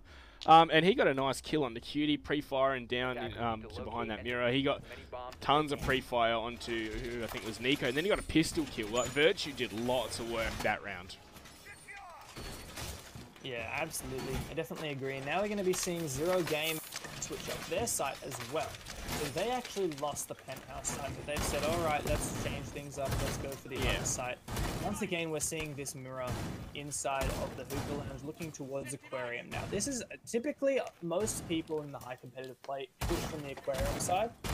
I mean, maybe in ranked casual, you might see a lot more pushes from the hookah balcony onto the hookah side, but it's not typically what we see in COD. And this mirror facing into the Aquarium side is a really great obstacle for the attackers have to address somehow. And if they don't, then you're just going to pop heads from that position. Right. So we are into this one. I was like, is Fletch trying to get the repel or is he trying to get the vault? We'll never know now. But, oh, is that Cutie on that glass taking a few shots? At least maybe just a few, you know, make sure you don't come over here, mister. Yeah. Yeah. Cutie's in a nice position there with that ACOG rock dancing a little bit on top of the sofa. But Cutie's in a good position with that glass. Oh, yeah. He's got very long line of sight and he's got banana vision, so he will see any body part of any defender who decides to expose themselves, and he is just going to click on those yellow boxes. Virtue now getting pushed a little bit, then don't quite know where he is my assumption, but they are going to be pressuring a little bit onto the Aquarium hallway. Oh, this is great from Dark-Sided though. Fletch from below, he's completely going to deny this mirror. Shade, he's feeling a bit antsy about sitting in this position. He wants to keep his mirror alive, so he's going to risk peeking the buck here, trying to deny it from below. So, yeah, I'm going to see this in just a moment. Fletch! Oh, he's going to be seen! Oh, he's trying to find it. Takes down the mirror, but he doesn't find Shade. Shade now in a much more vulnerable position, and he still has to worry about below, but oh, he almost managed to land enough shots on Fletch. Fletch with return fire doesn't manage to find anything. Crossfire from Wings now from the big window of the pool, but their Shade takes down Fletch. This the opposite of what should happen, but Wings gets an instant refrag. Shade getting too aggressive through the open mirror. And in the end, Fletch manages to have himself avenged. Balkan's on the roam here, but it looks like we might actually be seeing potentially a hookah balcony push, which is not something we usually see on this side. Well, Darkside have done it like the correct way as well. Like, it's not just run in and try and go for the plant. They've cleared out all the angles they have to be worried about. They've got a great crossfire here set up with Wings, and they're probably going to repel on the other window as well when they push in for the plant. Or maybe Warden's just going to stand there. And this should be a pretty easy plant, all things considered. Yeah, and as we can see here, Virtue's a little bit concerned of himself getting pushed on the blue stairs. And Nico trying to use those smokes, but no, they all got denied by the ADSs. Oh, and that's great from Balkans. He's run on out and he's found himself a free one. But Wings, he's there for the trade back onto Zapruder. Bomb site is in control now, and Nico's going to be sticking the plant. Rock is right on the opposite side of the wall from him. Surely he knows that Rock's going to push on up. Rock's found one. Rock's found two. That's insane, and it's up to Wings now. 10 seconds. He's repelled outside, and he has got pretty much no chance of winning this round. It's finally going to be one. Oh, that's one for Wings. But yeah, it's finally going to be a round here for Zero Gaming. And that looked like it was going to be so close, didn't it? Warden on the thermite, his one job was hold the door. Yes. Hold that one avenue for which the Nico could get shot from, and Warden didn't manage to carry that one through. And honestly, I feel like maybe it should have been Nico. That he was standing in front of a mirror, right? That mirror could have been used, but at the same time, it's just such an awkward position. And when it comes down to it, in my eyes, the fact that they had no smokes left on account of the glass being taken out and Ying, her own smokes being taken down by the ADSs. The thing is, though, just meant that there wasn't the cover needed for that push. No. There was originally the cover for that push right. The fact that Balkans got the run out and got the frag onto the one sitting by the window on balcony really meant that, you know, they had to push in then. Warden had to follow in because their crossfire was not going to be good enough. They had two explosions from that flank. So they really need to put a claymore maybe on the balcony from VIP and Hall of Fame. And that would have been a free kill as well. And Balkan's doing some good work on his roams, on his runouts, as you said. And now we're going to be having Darksided take us to their first penthouse defense. We haven't seen them do this thus far in this particular map, in this particular matchup. They're going to be showing us how they choose to defend it. It looks like Nico's actually going to be committing a castle barricade on the aquarium doorway. Yeah, my first thought was spawn peak, but no, he's more sensible than that. I'd hope not, with two castle barricades in the pocket. Oh my! That was close. 1 second later, Nico, and you would have been a dead man, and he knows it. You can see that. Good laugh. Doing his best, and the castle, an interesting pick. Darksided really seem to love it on this map. Well, it seems to work for them. I think Darksided play a lot of castle on a lot of maps. Like, you know, I've seen a lot of Darksided play, and it's always Nico on that castle. And, you know, I think it's an instrumental thing for a lot of their defenses. They do quite like it. Warden, though, a couple of taps, takes down Shade. Legion getting the first kill, and that is the Capitao down. Oh, with sprays all the way from the hallway top of the lobby stairs, taking down one inside of the aquarium. That's going to be frustrating. Wings here on the roam inside a Hall of Fame. Not a very strong roam, but it's something nonetheless. Rock's drone finds him out and doesn't even manage to take out the drone. He's worried, doesn't want to peek his head into VIP on account of him getting. Oh yeah, that would be silly. Yeah, and as you can see, three drones in total.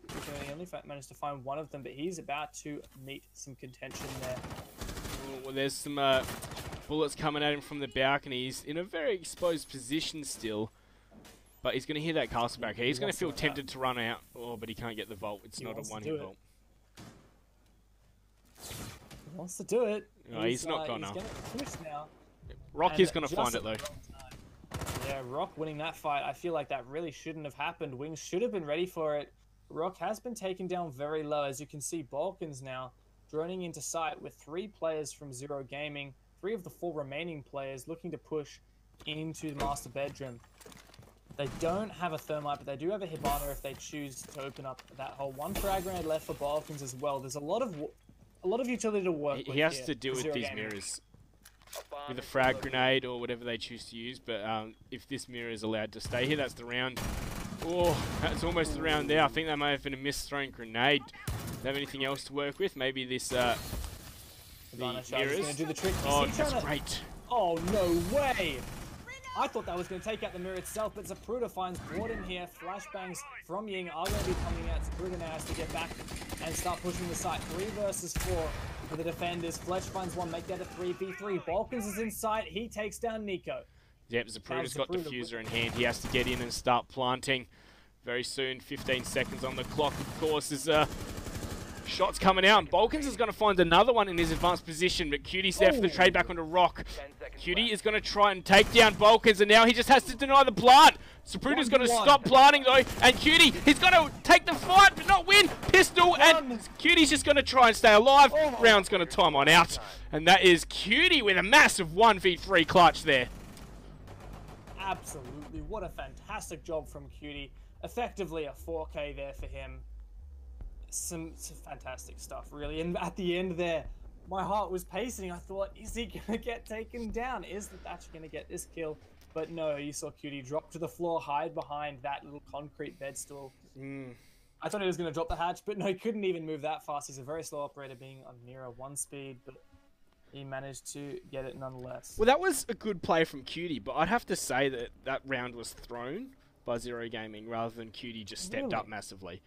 Yeah, because they had the advantage. They were going for the plant. They just had to hold the angles, and like, whereas, you know, I felt like they were peeking out into him. They gave him 3 1v1s. I guess so. I definitely think that it was Balkans who should have been the one not to manage that one. I think Balkans peeking out, he didn't have to hold such an aggressive angle. He could have held an angle from much further away, yes, and still covered, like, gotten the refrag. At that stage, all you need is a refrag. Oh yeah, you just need to hide, wait for him to push one of yours, and the other one can go for the refrag.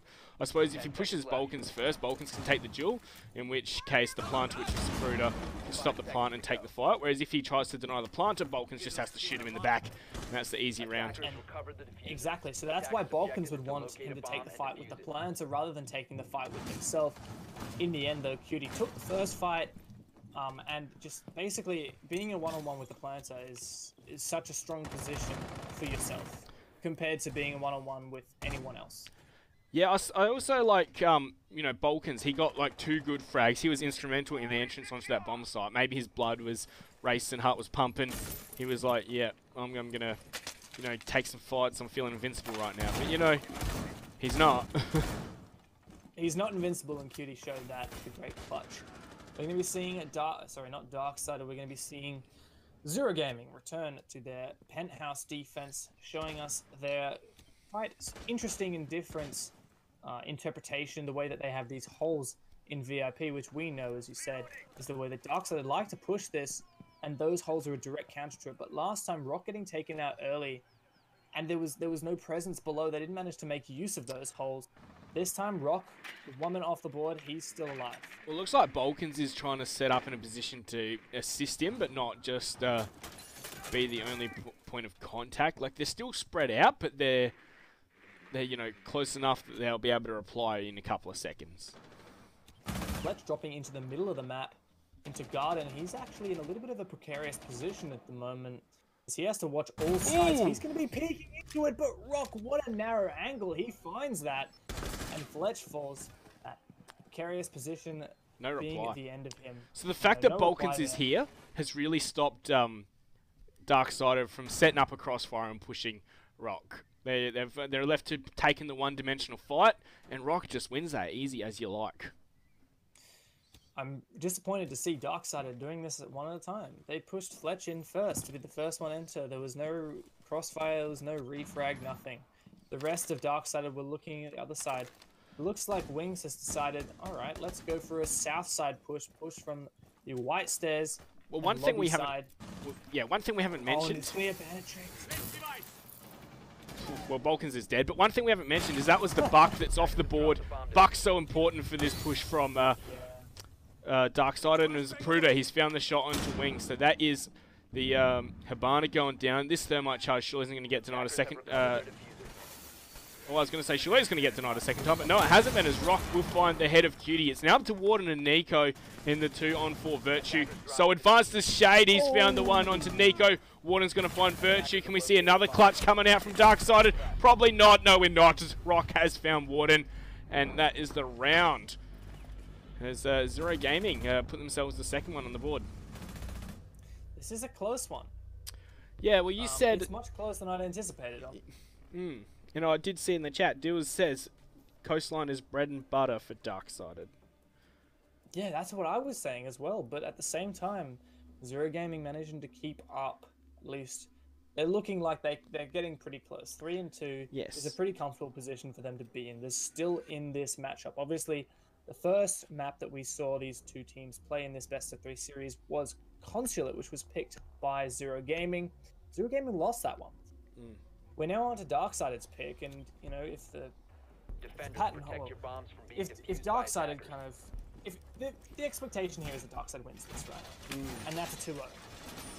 Zero Gaming have work to do, but it's not. They're not getting walked over right now. They're not going down without a fight. Yo, look at those frags coming out. Warden, he had a pretty average start to Consulate. He stepped it up. He's top fragging for his team right now. But going back to the point about we were expecting this to be a map for Darksided, really, we should be seeing Zero Gaming in the lead right now. There was the the fact that Darksided are 1 up, they won a round from a clutch. Like, this should really be happening in that way. Yeah, I agree with that. Before insertion. It's not. I'm glad. It is really. Yeah. I agree with that. It is close here. All right. It's really close, and it can go either way. There's a lot of round code, and I mean, we could see straight 2 from Darksided. We could see a straight 3 here for Zero Gaming, or we could see overtime 6-5. There's anything is possible at this stage, Yes. honestly. But I think it's coming down to the fact that these teams are starting to adapt a little bit.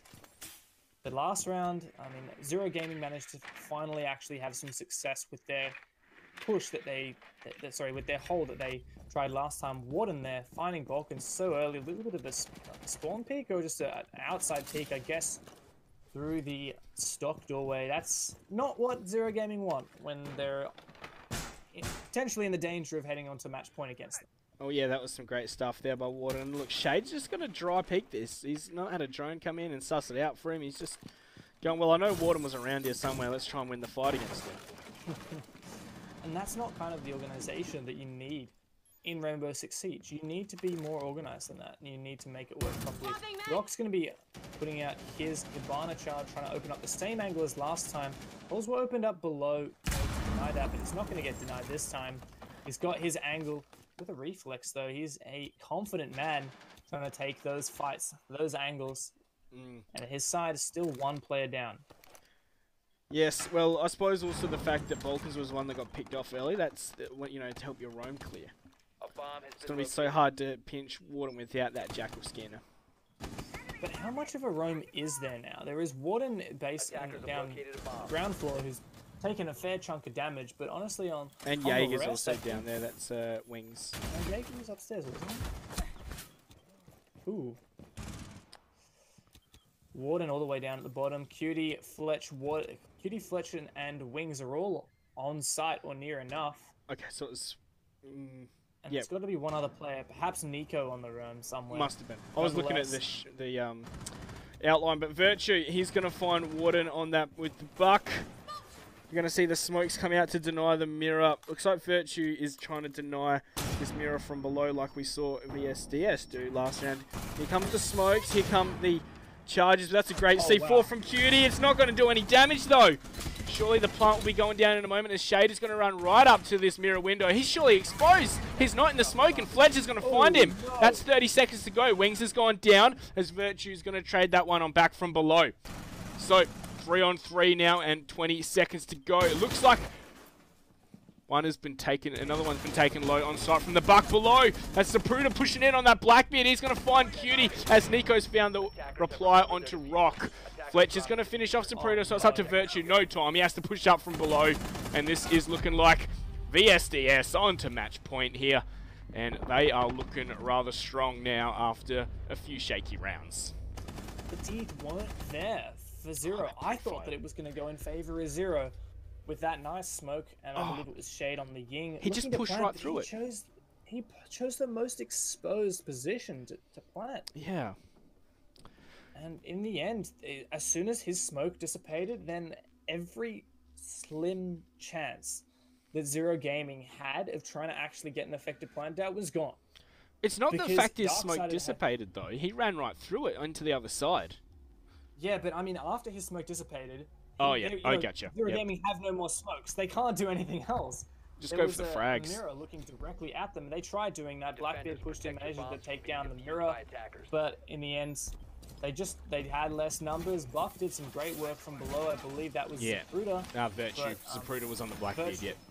That's right. So between the two of them, they did some good work, but it wasn't what they needed to finish it up. You know, winning one or two, like you said, they need to go for frags, and they didn't manage to find every last one of these.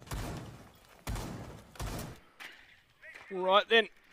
So into this one. That's a very high sensitivity, young man. Looking at the scoreboard, though, Warden on 8 kills, leading ahead his team.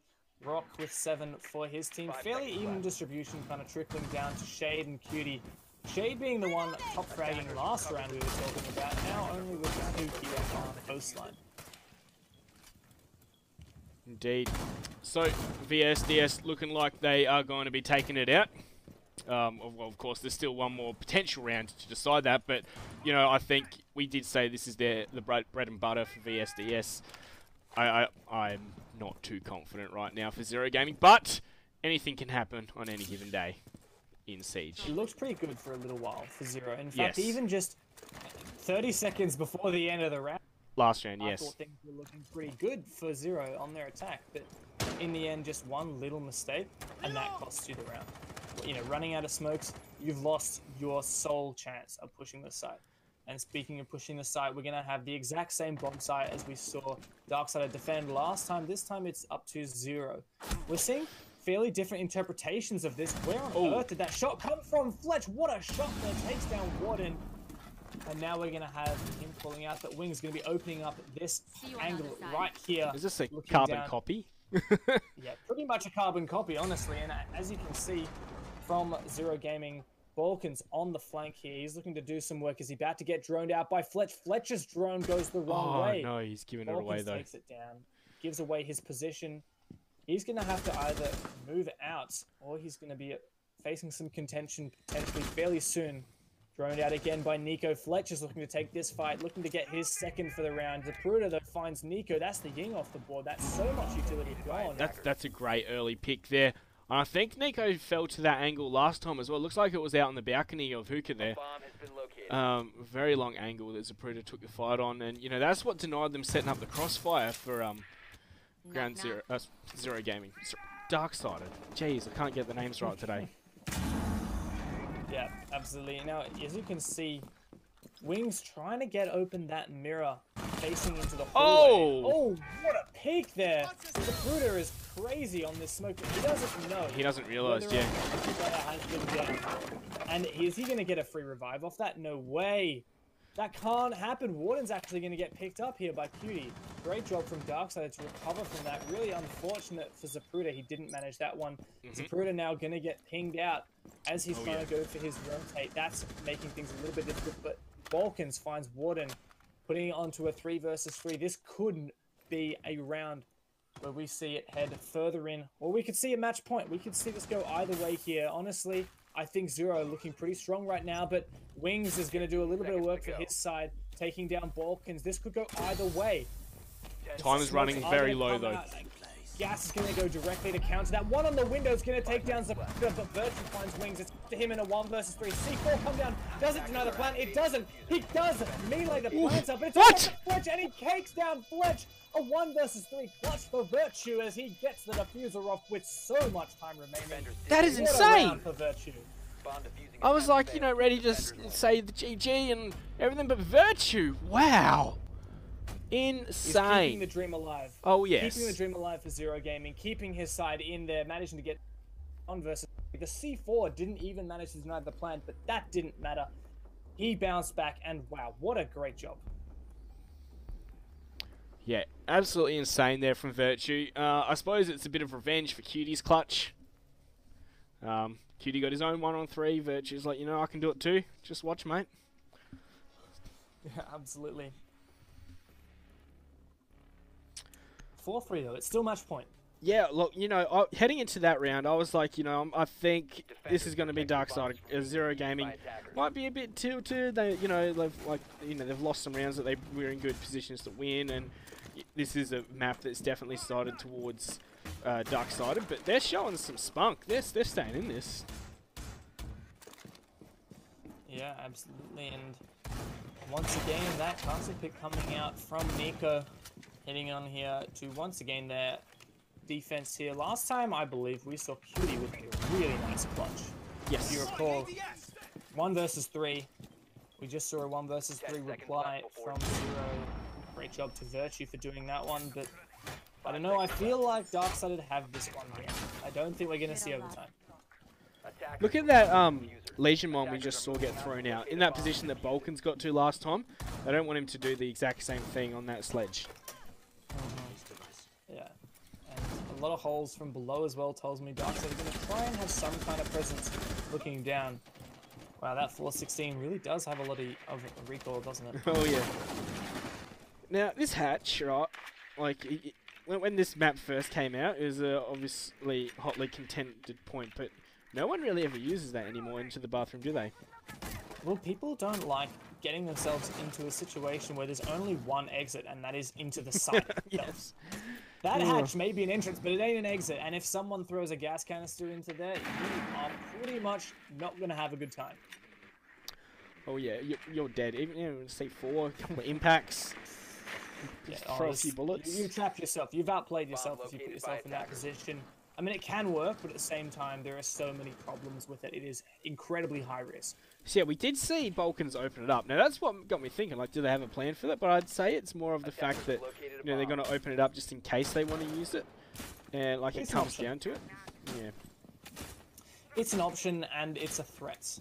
It makes the other side actually think about it.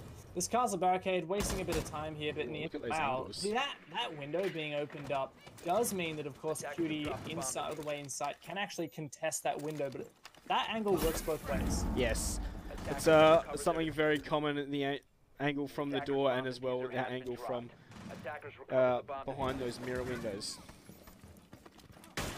I actually personally don't think I've seen the angle from the mirror windows before. Balkans gets injured. Virtue's going to try and get into a position to pick him back up. That was from that angle too.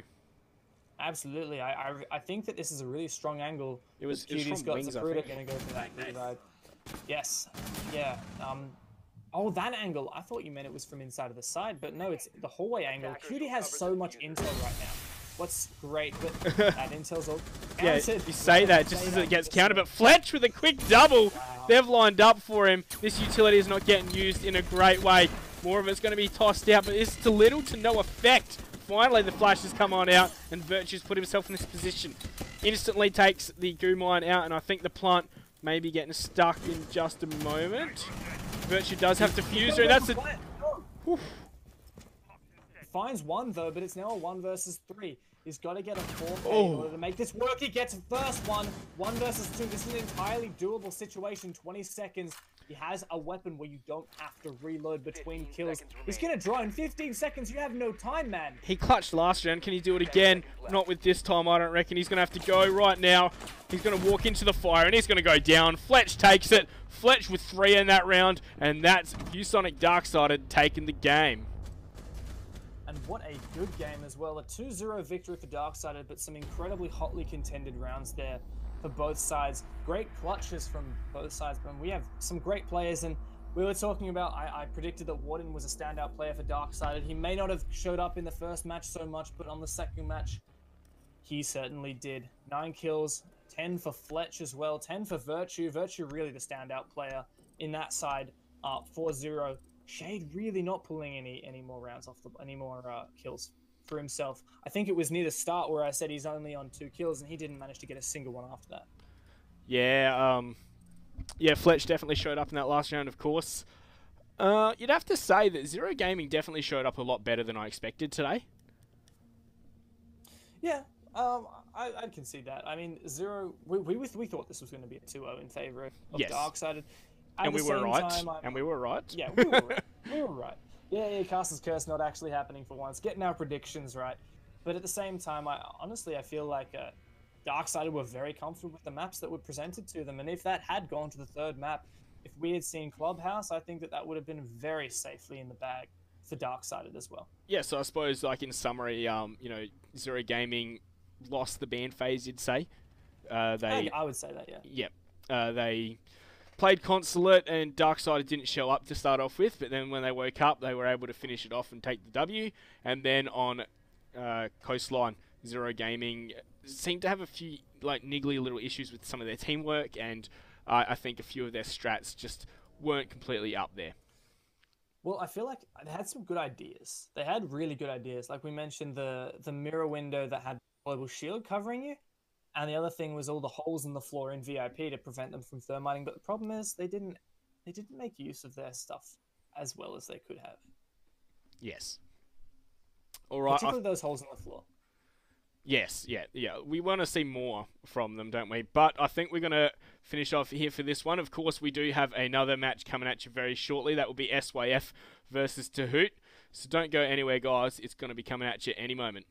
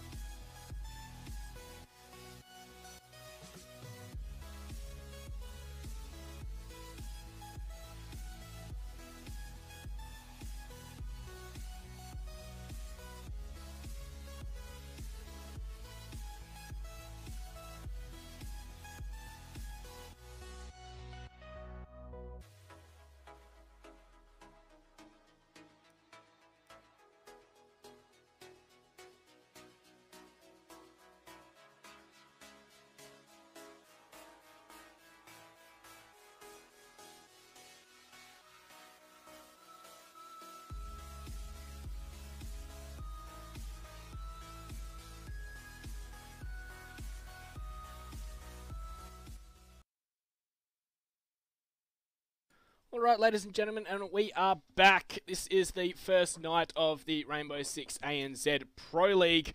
We've just seen ViewSonic Darksided take down Zero Gaming. They're going to progress in the upper bracket, and Zero Gaming going to head down to the lower bracket. And now we're going to see who's going to meet which teams in the next week. So we've got Hoot versus SYF. So I'm Mikey Fiston, once again joined by Dev Marta. Dev, are you still alive? I am certainly still alive, still kicking here, and see SYF take on Hoot. Could go either way. And I think that both of these teams are still in the process of proving themselves. Particularly SYF, I think, have a bit of a story going for them. Yes, 100%. I think SYF are, I suppose, you know, if we're going to talk about who's favoured in this one, they would be my pick. But I would never count Hoot out. Hoot seem to just have this ability to just find frags from nothing. I feel. Yeah, no, I get that absolutely. I that's the play style that I think that they embrace, and they really thrive in that environment, which is just chasing frags and managing to find those kills when they shouldn't. In contrast, SYF coming out about as a team kind of known as the Mind Freak Killer, I guess, after of course beating them in the best of 1 and a best of 3 in Pro League qualifiers, and then again in the ANZ Cup. So SYF have really proven themselves to be a strong team. That said, we've seen massive changes to their roster. Only 3/5 of what we saw playing in the majority of the qualifiers are here playing for them today, as you can see. Quite a different story. We had Kings be dropped from the Mind Freak roster. The Kings himself, who went and played in Brazil. Sorry, not in Brazil, in Montreal at the Invitational, played very well. He's no longer in Mind Freak. He's joined SYF. SYF, who were the Mind Freak Killer, now are part Mind Freak themselves. Yes, 100%. And we are going to be heading on into this one. Hoot starting on attack, SYF starting on defense. This is Cafe. This is Hoot's pick. A map that they've played quite a lot, but I think SYF are no strangers to this one either. Yeah, I'm pretty sure you're right on that one.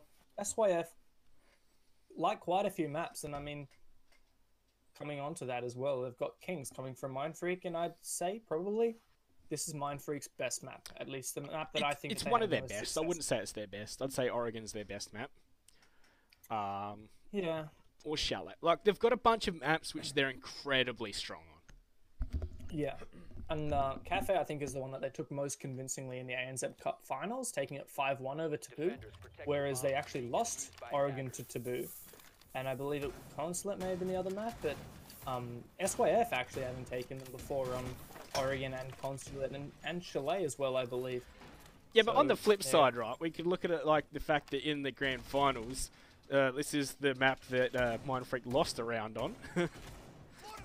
Honestly, when you're talking about a 15-1, I don't think a single round kind of tells too much of a story. Yes, understand. I mean, when you've been playing a best of 5 for a few hours, slipping a 1 round through your fingers, come on, you can't have a go at them for that. Stop being critical. You see Legion playing the Valkyrie, a very, very strong pick on Cafe. Oh yeah, so he's going to be chasing the Nazgul's going to be chasing that drone. He's going to expose himself for it. Worth, I'd say.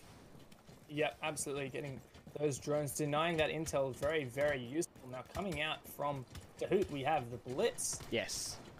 I like this. Out of all the maps, yeah, I mean, I like it. I mean, I'd like to see it work, but then again, I'm a little bit worried that it might not. I'd say Cafe, a map with a lot of long angles, a lot of places where you could very easily kind of shoot the Blitz in the leg, shoot the Blitz in the arm, catch the Blitz on the side, get a crossfire. And like he has to get very close to you as well. He really does. Yeah. Yeah, to be deadly, a Blitz has to be close. But when he is that close, he can be incredibly deadly. And that's why I think personally perhaps a Montaigne is a little bit better for closing the distance on a map like this. I mean, we saw Penta do that in the Invitational Finals against the Evil Geniuses, and it worked wonders for them. Monty doesn't have the frag potential that Blitz does, however. Monty's just like a driving force, a wedge, if you will. Whereas I'd say Blitz is kind of like a... very much capable of fragging. Yeah, he's like, you know, the war chariot. I don't know that. Sure, we're going to be seeing Fisher Guy on the Blitz heading into Piano right now. Usually a spot of massive contention. Holes in the floor, though. Yeah, that's what I was worried about, but nothing's down here. No, SYF aren't around there. I really like the aggression we've got from Hoot. They're so confident in their pushes. Oh, yeah. With this blitz, with Flossie himself on the Zafir as well. Another interesting pick. Smoke's actually going to come out, but Fisher Guy doesn't take any damage for that. Missed. Yeah, it landed on the counter. It was sort of got stuck on the counter as it was thrown out. So, a bit unlucky. But we still got a 5-on-5, a minute to go, and a lot of map control gained here by Hoot. I'm a little bit surprised to see Hoot trying to force their way just through this bottleneck. I feel like it personally not the most effective place to push as a blitz. They really need to take on this mirror, and with the smoke grenade, they very easily could just throw it right at the mirror, then blitz would be safe to push up and take White Hallway, and White Hallway is got to be the place on the map. This is what they've taken the Capitao for. Flossie's going to find the first one onto Legion as that blitz is going to shift W right into the freezer. That's a free kill as Redolin is going to get a team kill down, and the bomb has diffuser has been planted. But Kings, he's going to reply there onto Shifi as we the Claymore from Flossie will find Vast. Fisher Guy is down, but you know at this stage it's up to Redolent. He will finish off the down blitz. He will find Vicious as well. He's made this competitive. It's a 2-on-1, but Flossie's there for the final frag. And that will be Team Hoot taking this first round. With Unidoggy above the skylight all the while, it's unlikely that you're going to win that scenario. Nonetheless, a great attempted clutch, but honestly, a really great round for Hoot. Just like, you know, we definitely saw what I mentioned about both these teams just trying to frag out. Yeah. And I suppose a bit unlucky on the team kill as well. Like Redolent, he got 2 and a team kill, so 3 for him. If you count it that way, I think it's fair to count it that way. You got to make him feel a little bit better. So, correct me if I'm wrong, but Nazgul's also stepped into the SYF lineup. Yep, that's correct. Very, very recently as well. Nazgul, formerly of, well, originally a long time ago, he played for Dead Set. Yeah, and Medusa was it? And pardon? Did he play for Medusa? I don't believe so, but he did then join the Downfall roster. The Downfall 18+ roster, when the ANZ Cup came around and they needed more 18+ players, he joined alongside Vicious Catavase. But that didn't last for a long time, and as you can see, I believe straight after that, Nazgul stepped in as a coach for the side of SYF, but with quite a lot of roster changes in SYF, I guess he's decided he'd rather be playing in the field than being the one behind the scenes. Broods now, as far as I know, is the coach. He used to be core. And look at who else stepped out as well. Cynics. He's no longer with the squad. And, you know, we're always probably a bit critical of Cynics. Like, he's not fragging, but he had that extra role of, like, you know, playing a support player. But now they've got Naz in the team. It's another fragger. And I always like to think that kind of situation can go either way. It's either going to be great and you're going to improve your fragging potential, or, you know, that player that you replaced, he brought something extra to the team apart from frags. Yes, well, that's the thing. I'm fairly certain that Cynics was not the in-game leader. I believe that's Vast. So Vast, you know, we're not losing an in-game lead here. Well, support player with Cynics. That said, I think that a lot of people have talked about the Kings pickup in terms of being perhaps Kings would make a really strong support player. But and so, I find Kings works best when he just has to frag out. See, I've heard contrasting opinions on this subject. I've been a little bit unsure, but C4 coming out, Nazgul punishes Flossie. Both of these teams running very similar compositions, including that Blitz and Zafir. Nazgul finding the first frag with that Blitz. He's going to be trying to head up potentially into Piano very shortly, or at the very least to try and do some damage. But as we can see, Fisher Guy downstairs with the Valkyrie, he could do some serious work there, particularly with his C4 when he decides here it comes. To use it. Oh, and there it goes. Doesn't manage to find Nazgul though. Beautifully done, significant amount of HP off the board. If that had been anyone other than the Blitz, and maybe if the Blitz had been looking the other way, that would have been the end of the story. But no, Nazgul gets saved by that one. No, he saved himself. He turned around perfectly, knew where it was going to land, and used that shield to cover himself from the explosion. But Vicious, he's found a shot with the SMG-11 that's going to take down Redolence. That's Habana, so I don't know if all those Habana charges got used now, but they're definitely all unavailable. All of the smokes, all the yangs are going to be used, as we are going to see the push come on in, but they're applying smoke grenades is going to deny a bit, but the plant's going down. It hasn't been denied from below. Fisher Guy will find Kings, and Diffuser confirmed. Nazgul with another, and it's up to Vicious now, as he's going to get pushed by the Blitz, trying to shoot him in the legs. Going to expose his back. He's probably going to be dead in just a moment. This is a very tough position to survive from, as he is surrounded. And Nazgul, how many for him in that round? At least 2, I believe. I think it was just the 2, was it? No, it was 3, because he got the first entry dropping from the hatch, he got the final one, and he also got one in the mid-round. So... Well, great job on the blitz, fragging on a blitz. It's what we expect to see from such a role. If you're doing a great job on it, then, I mean, it's kind of the important part about the blitz. You've got to force push people away and secure the kills. Yep, beautifully done. And so we're going to see a 1-for-1 trade. Now, you know what we saw? 2 attack wins on Cafe, top floor. Yeah, I mean... With this meta, can you hardly be surprised? I really don't think it's as strong as a lot of people are complaining about. But, like, and you know, we're not even seeing a line or a finger here. This is just off of blitz from both teams. Yeah. But I still don't think it's that powerful just yet. We'll have to wait and see. I guess you... Yeah, I mean, I guess you could say that, I mean, the smokes and the blitz indisputably have been winning these rounds. Yes. Both of these teams went to use smokes to cover their planters and use blitz to, you know, force out and manage to take ground and frag kills. But there was plenty of things that could have been done to deny the plant. Like they had a Valkyrie below. That's what I'm saying. Yeah. The potential that could have countered, for example, the smoke and the blitz, it didn't manage it. The smoke, there's no Legion here. I would much rather bring a Legion than bring a Vigil.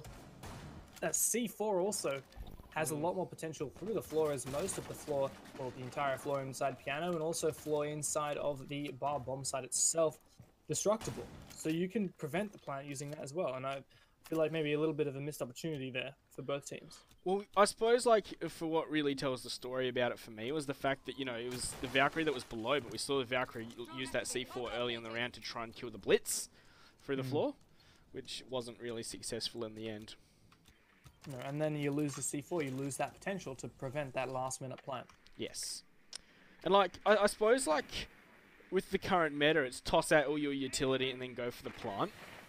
I'm thinking we're going to see a lot more Echo, right? If they've tossed out all their utility, you can just deny it once or twice with the Echo drone, right? And then, you know, they've got no more utility to back that up with when they have to go for another plant. That's something that I think is really important. A lot of people underestimate. And once the smoke has dissipated, you can't, like, that's significant. If you use all of your smokes at once and then it gets dissipated, good luck trying to finish, like, trying to execute without cover of smoke. Oh, yeah. And Echo can do just that. Echo can buy you those extra few seconds just to waste out those smokes and allow you to kind of just get the win there. Run out, though, from the Vigil. Nazgul all the way downstairs. He's trying to play this aggressively, but I think it looks like they're just going to try and ignore him. That nade could be a bit spicy. If it was cooked, well, I think they've been protected by the reinforced wall. They're redolent and vast. Nazgul still playing aggressive down below. Not a lot of time on the board. The question is how much ground has been gained. Oh, you know what? I just realised there's no blitz this time. Yeah, a little bit strange to see that they've, you know, not bringing something when it was Looks like they're going for a working, different strategy, and that's great. Vicious and Fisho wow. going to open it up there. Is that going to be another one for Fisho? Yes, it is. It's a 5-on-2. Diffuser down. That was fast. That was almost impossible to counter right there. Fisho guy is going to find one, and Flossie's going to finish it off. A flawless round for Hoot. That was beautiful to see. And who needs blitz? These guys fragged out amazingly with their rifles nonetheless. Oh, what a flick as well from Flossie. Oh, yeah. I suppose, so I think they really baited SYF in that one. Right, so the first round they went for that attack with the blitz.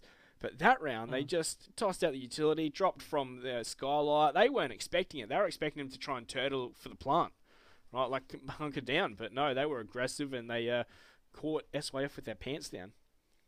And it worked immensely for them, particularly Fisher guy jumping down, cover of smoke, and then managing to get in a position to get himself 2-3 kills. That's an immense amount of work done for the IQ. And once again, another attack round on Cafe. I don't think it's this meta. I just think both these teams are winning their attack rounds when we don't really expect them to be. And something that's surprising me is we're seeing both of these teams keep forcing out that top floor objective. One thing I remember casting fairly recently, we saw Taboo versus Mindfreak? Taboo versus someone on this site, but as soon as Taboo, I can't remember whether it was initial or whether it was once they were losing their top floor, but they went downstairs. And downstairs is a perfectly good bomb site. Mining room and dining room, really, really strong place to defend. And what's even better, you can have this mirror that Fisho guys just placed in construction in the top floor near Cocktail Lounge, and you can hold that with a soft kind of hold, delay time, force them to use their utility, force them to push you, get out with, get out alive, go for a roam, even maybe get a pick or two. So I feel like the mining room, dining room site is really, really useful, really viable objective. And I'm a little bit surprised that we're not seeing either of these teams decide, all right, well, the top didn't work, it was pretty decisive, let's switch it up. You know, when we do see that bomb site, I'll tell you something that Dizzle gave me for free. It was pretty good. I really liked it. But it's a good philosophy on how to defend that bomb site. But let's focus on this one for now. Talking about defending downstairs, there is a lot of reinforcements and utility put down here. This Pulse, he could be denied from the window, but it looks like it might be the Blitz, whose job it is to do that. He's rushing right at him, Nazgul. No. The Pulse is going to try and run away. Oh, but there is a crossfire that he needs to be careful of. There's 3 players on the Blitz now. Oh, Nazgul might have been bitten off more than he can chew right now. Looking pretty good for Hoot at the moment. A great read. Oh, and Wallbank's coming out. Nazgul says, I'm out. Oh, he's that's gone not low. Working. And that's the worst position you can be in. Blackbeard or Blitz. These kind of operators, you need HP. You can't be lit up to 5 HP because that's one bullet from any weapon is going to take you down. Looks like we're going to have a reset come out, but even then 50 HP is not a lot for a Blitz, particularly since he's now a 2 armor, not a 3 armor. Yeah, I was a bit saying, I was going to say, sorry, I'm a bit shaky them going for the pistol reset, but in the end it was fine.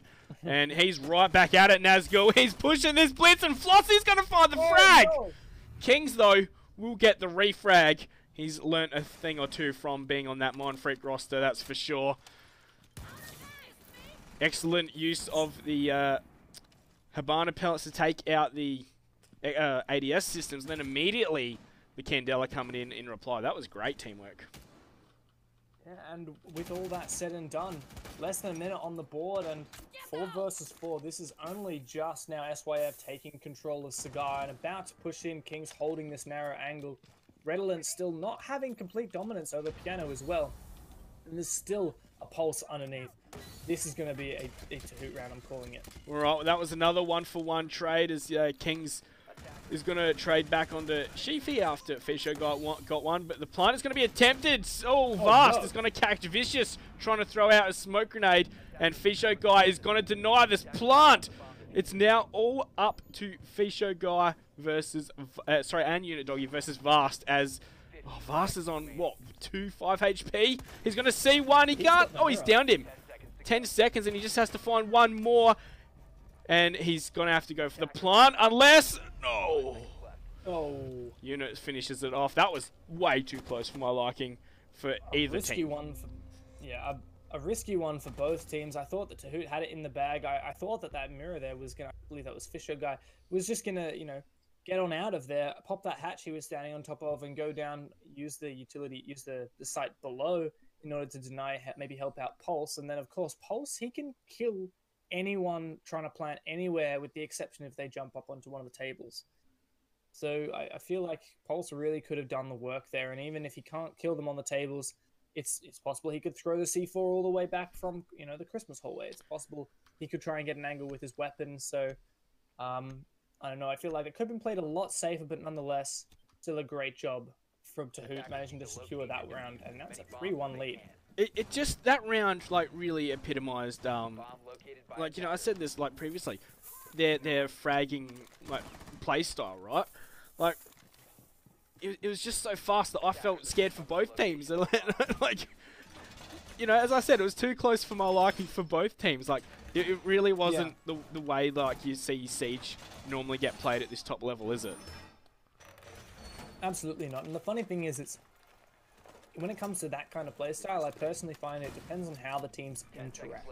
Yes. And these teams, so far, the interactions are favoring Hoot. 5 seconds left before yes. SYF just not seeming to be quite with the chemistry that they used to have. They used to be known for it. They had amazing fragging power in 1 or 2 players, and then they had great chemistry and execution.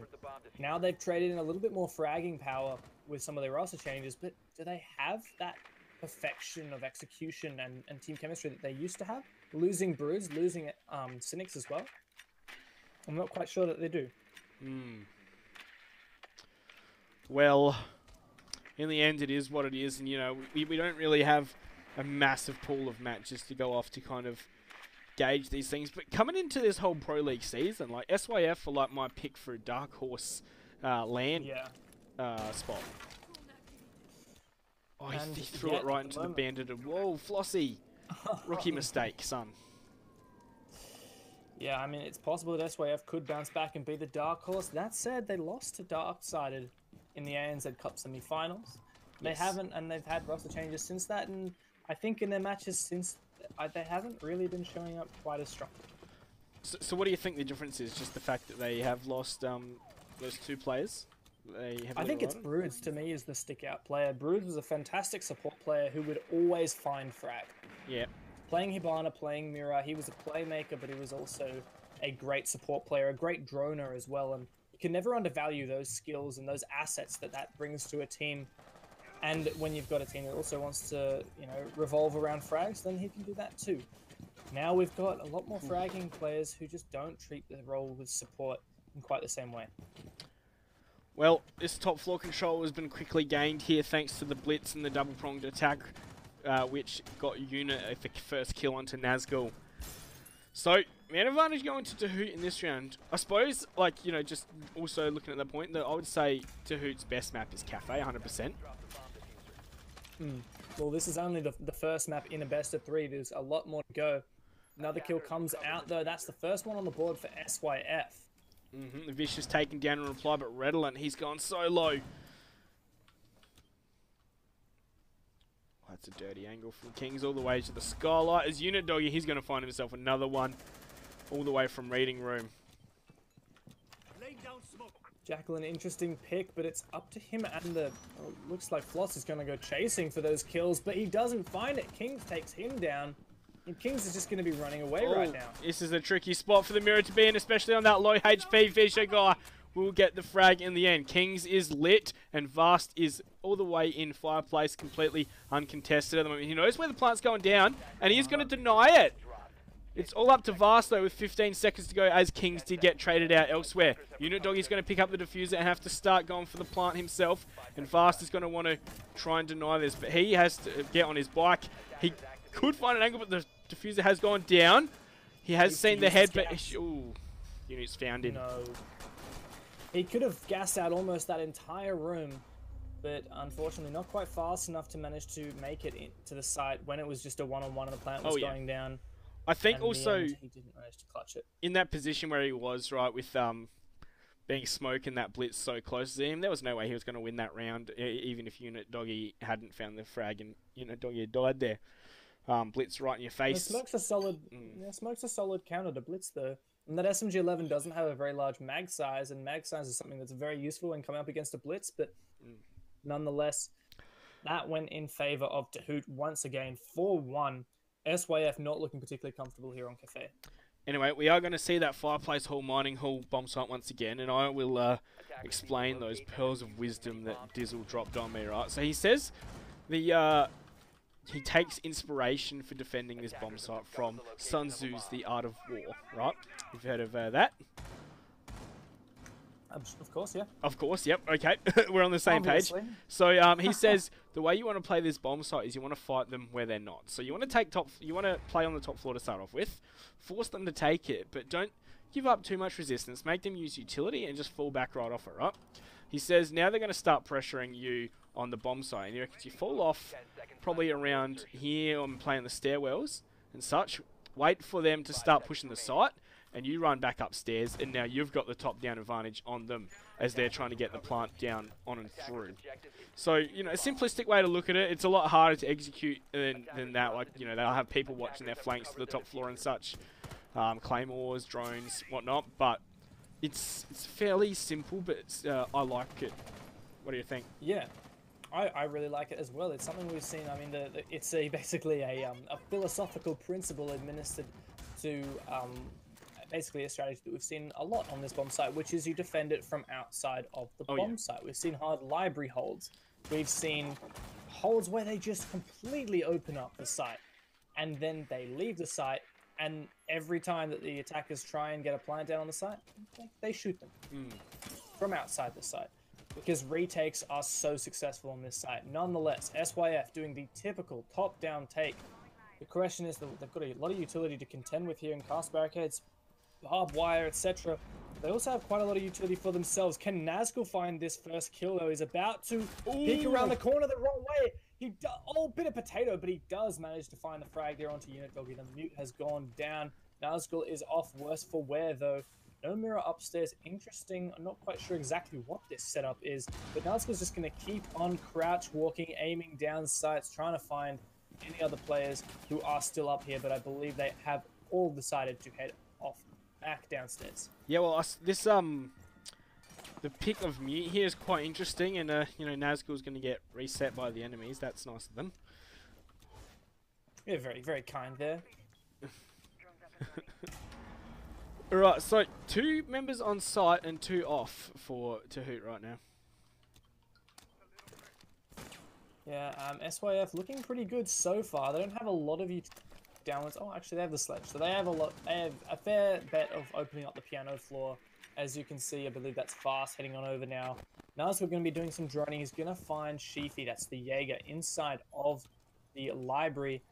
One of the main areas where you can anchor down off of the objective and then have an impact late in their round. But if SYF are watching all their angles, which they seem to be, as Legion managed to find Flossie, then it's looking to go in favor of SYF. Sheafy now still inside a library. Fisher inside of Train. He hasn't been flushed out. He still has his mirror intact. 30 seconds to go now. Yeah. And they haven't denied this mirror at all. Denied. You need to deny this mirror, and you see Fisher's worried about it because he knows it's what happens, but no one's going to do that though. And a kill there through the smoke is going to find the first frag. SYF player goes down, 15 seconds to go. Fisher guy, one hit set, but he gets taken down by Nazgul. Nazgul doing some great work in terms of fragging. Diffuser goes down. It's all up to Vicious in a 1 versus 4 here. Yeah, so as we said, that mirror, why was it still up? You can just shoot it from above. They had control of the top floor. In the end, it didn't really matter, so no harm, no foul, but it really puzzles me, and yeah, probably poor decision. I'm a bit disappointed that the plant didn't manage to get denied there from the C4. I really thought that was potentially something that could have worked out for them. SYF probably a little too slow in that one, but in the end, they come away with it. Yeah, they managed to get all the frags, which was, in the end, what really made the difference.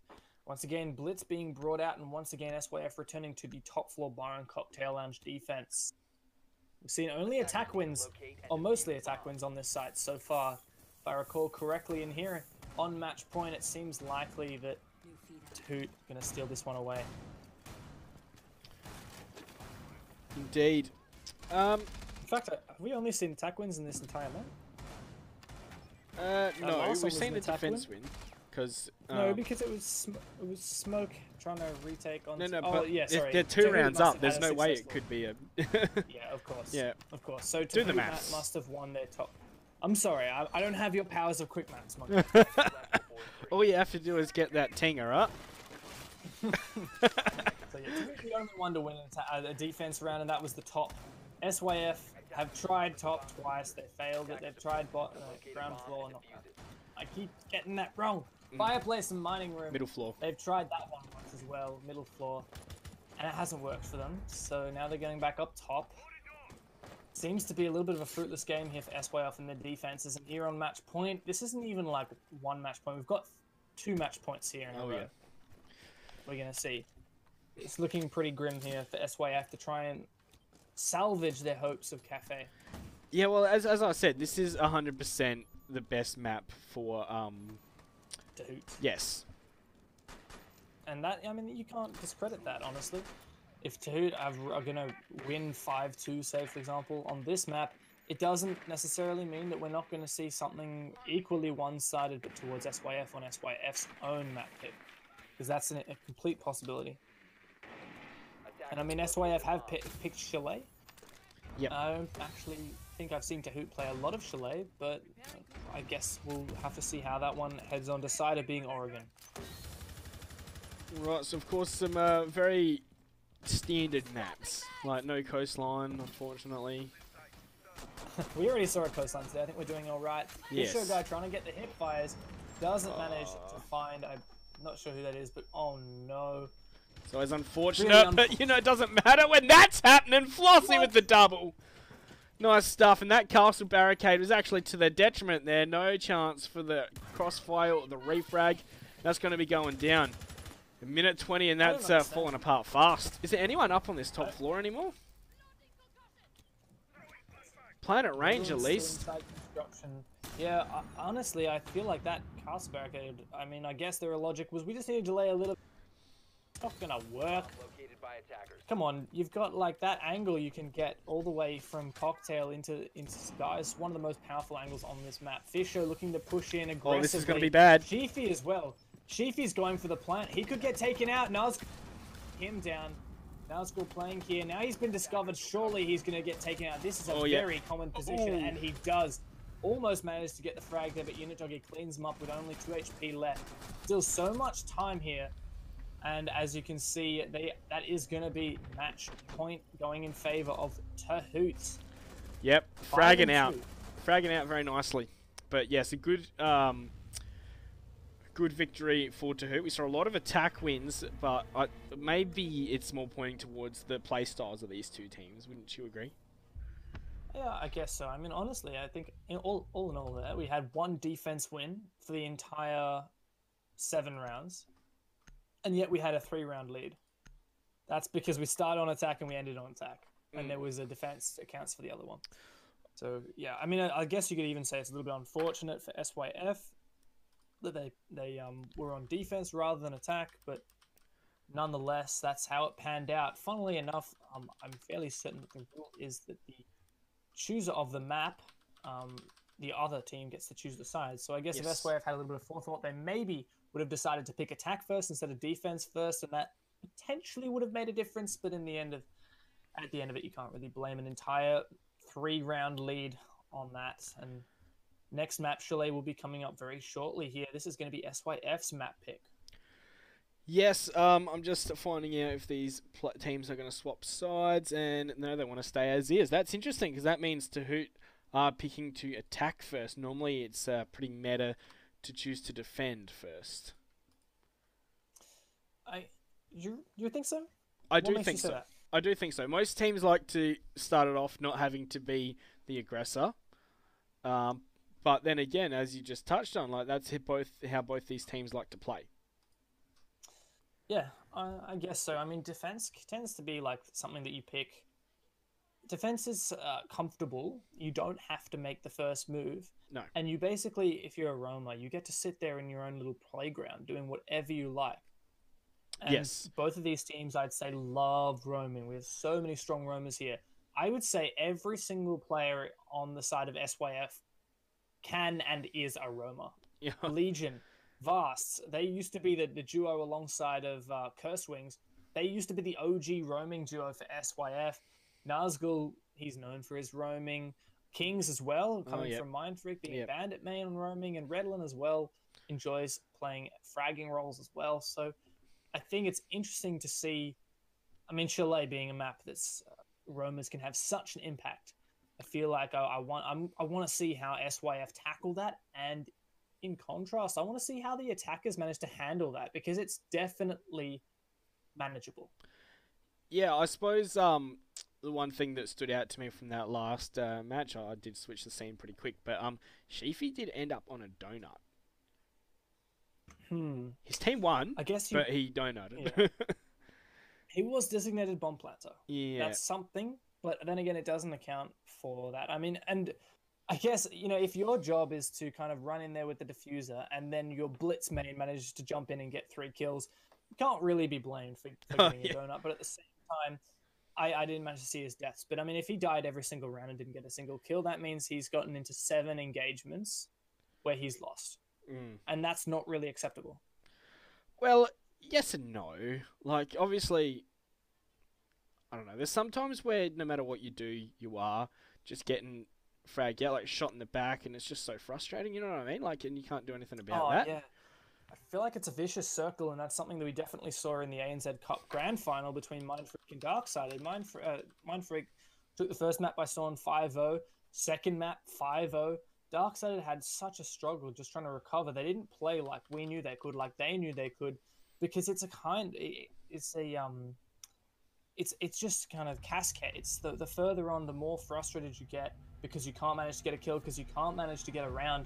The more that cascades, and the more and more you feel like, oh, I'm not doing this right, this isn't working, and the more likely you are to potentially lose further engagements. All right, then. We are going to head on to this one in Chalet, of course, to Hoot, a one map up. But Cafe was their pick. It's what Dev and I both agree is their best map.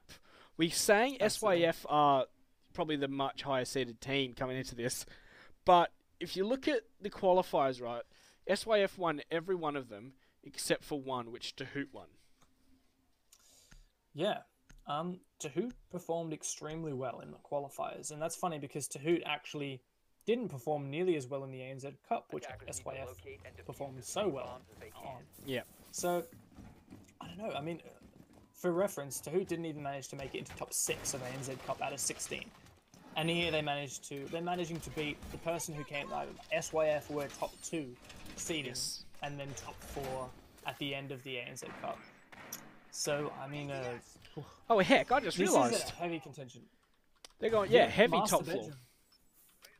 Wow. Yeah. I was like spacing out. Look at this mirror. Like, this is a Mindfreak thing, isn't it? Maybe this is something that King's brought over. It's possible. I mean, I wouldn't put past SYF to try and do any of these kind of strange things. It's kind of what they like doing. They've been a little bit of a pioneer of some more interesting strategies in the region. I would feel like this mirror that Kings is at right now would be much better suited on the diagonal wall here, because it would allow you to look at the window here as well. Although, you know, I'm just probably nitpicking right now. Like, where can this mirror be denied from? Big Pillar is where you get to use it. It really shines aiming towards Big Pillar. Good point. And if they're trying to do a library push, you can really do a lot. Yeah, lots of utility put upstairs. Gonna hold off all those attackers coming their way. I suppose one thing we didn't really mention when we were talking about the... that was great there. That coordination there with the frag grenade and the charges from the lifeline. That when you're on defense, you get to mold the environment to how you want. Flossie's going to open things up, though.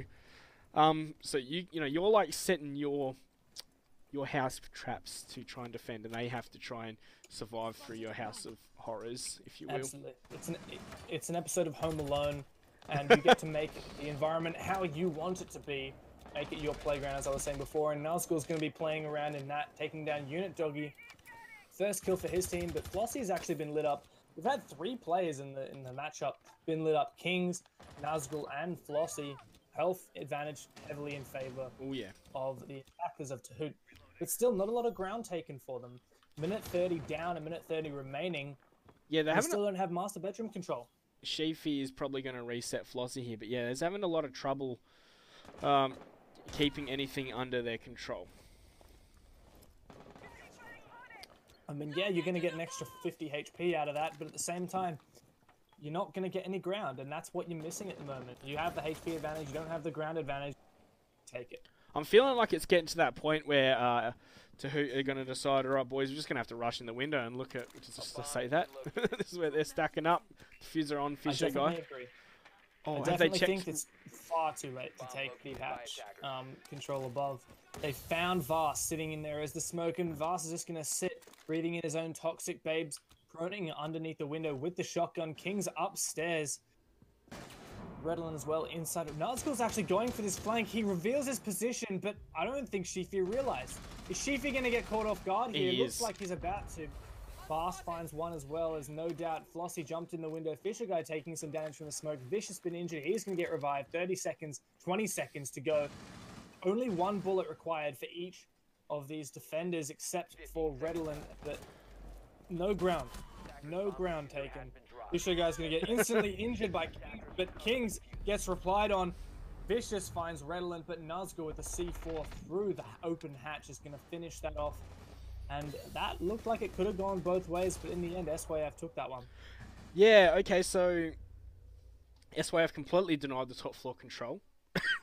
They did a lot of damage to, as you said, 3 of those players just needed 1 bullet. Technically, all players just need 1 bullet, just to the noggin, but yeah. Apologies. Yeah, I mean, I feel like SYF did a great job taking control of top lane, holding the top floor down, and preventing Hoot from taking control. But at the end of the day, Hoot should have realized earlier. They did realize they didn't do that, but then they just didn't manage to get rid of the first obstacle in their way, and that was Vast. Vast sitting right there inside a trophy was the first obstacle that after they decided they weren't going to take top floor that they needed to deal with, and they couldn't. They jumped in the window and got shotgun. I mean, that's not acceptable. They can't do that. I'm fairly certain they had an IQ with grenades. Why didn't they? Did they use all their grenades already? Did they have a buck with grenades? Why didn't they use the buck grenades? The buck from below should have been the one to clear out trophy, but he got taken out because he wasn't watching his flank and he had no one else to help him.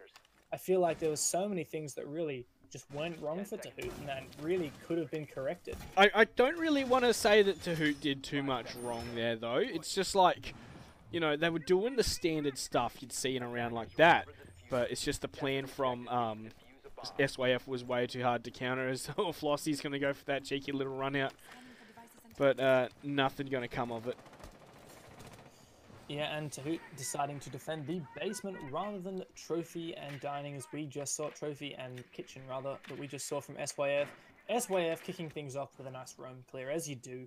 Start and master, as you do. King's looking to potentially get himself up and climb up this ladder, but with this open window and with Flossie sitting in here, it's going to make him very uncomfortable trying to go for this ladder climb, as of course Flossie can just peek out and take him down, but we can see 2 players, Legion and I believe that's Nazgul, have moved in and taken control of the top floor. Fisher guy getting seriously pressured here. He's going to be in a world of hurt soon. C4's going to go C4 out, but blind, nothing. No. And shot in the back. Beautiful Yeah, Nazgul pinch. shoots him in the back. Beautiful pinch. Great pinch, yeah. Great job from SYF to clear those roamers, or that singular roamer. Didn't manage to get away with his life, didn't manage to do any damage in the meantime, and now SYF can just face completely on the side. Look how aggressive that is. Yeah. Wow. Fine. Wow. Oh, he's going to get pushed and shot in the back. That's... No way. I don't know. Why is he being that aggressive? Like... Crazy. That's what you've got to expect when you're coming up against Team Tahoot. And Flossie finds Kings as well. That's going to put the numbers advantage back in favor of the defenders. Mirror finally comes up from Sheepy. He's starting to have it facing Blue. Blue is an area. Actually, we can use that on main stairs as well. I really like that mirror, actually, and a late placement as well. Oh, yeah. Tells you that, you know, you don't have to put it in. If they could put it facing on that reinforcement where most people put it, but that's only useful if they push the garage, and if they're not going to open it, then it's useless. Yo, they're just keeping their options open. Yeah, and I really like that. As you can see, Vast putting his first smoke down. He's looking to push Blue. Legion here, still 2 grenades. He has a lot of utility to play with here. Question is he going to know where it has to go? Well, they do have that Glaz to help them go for the plant.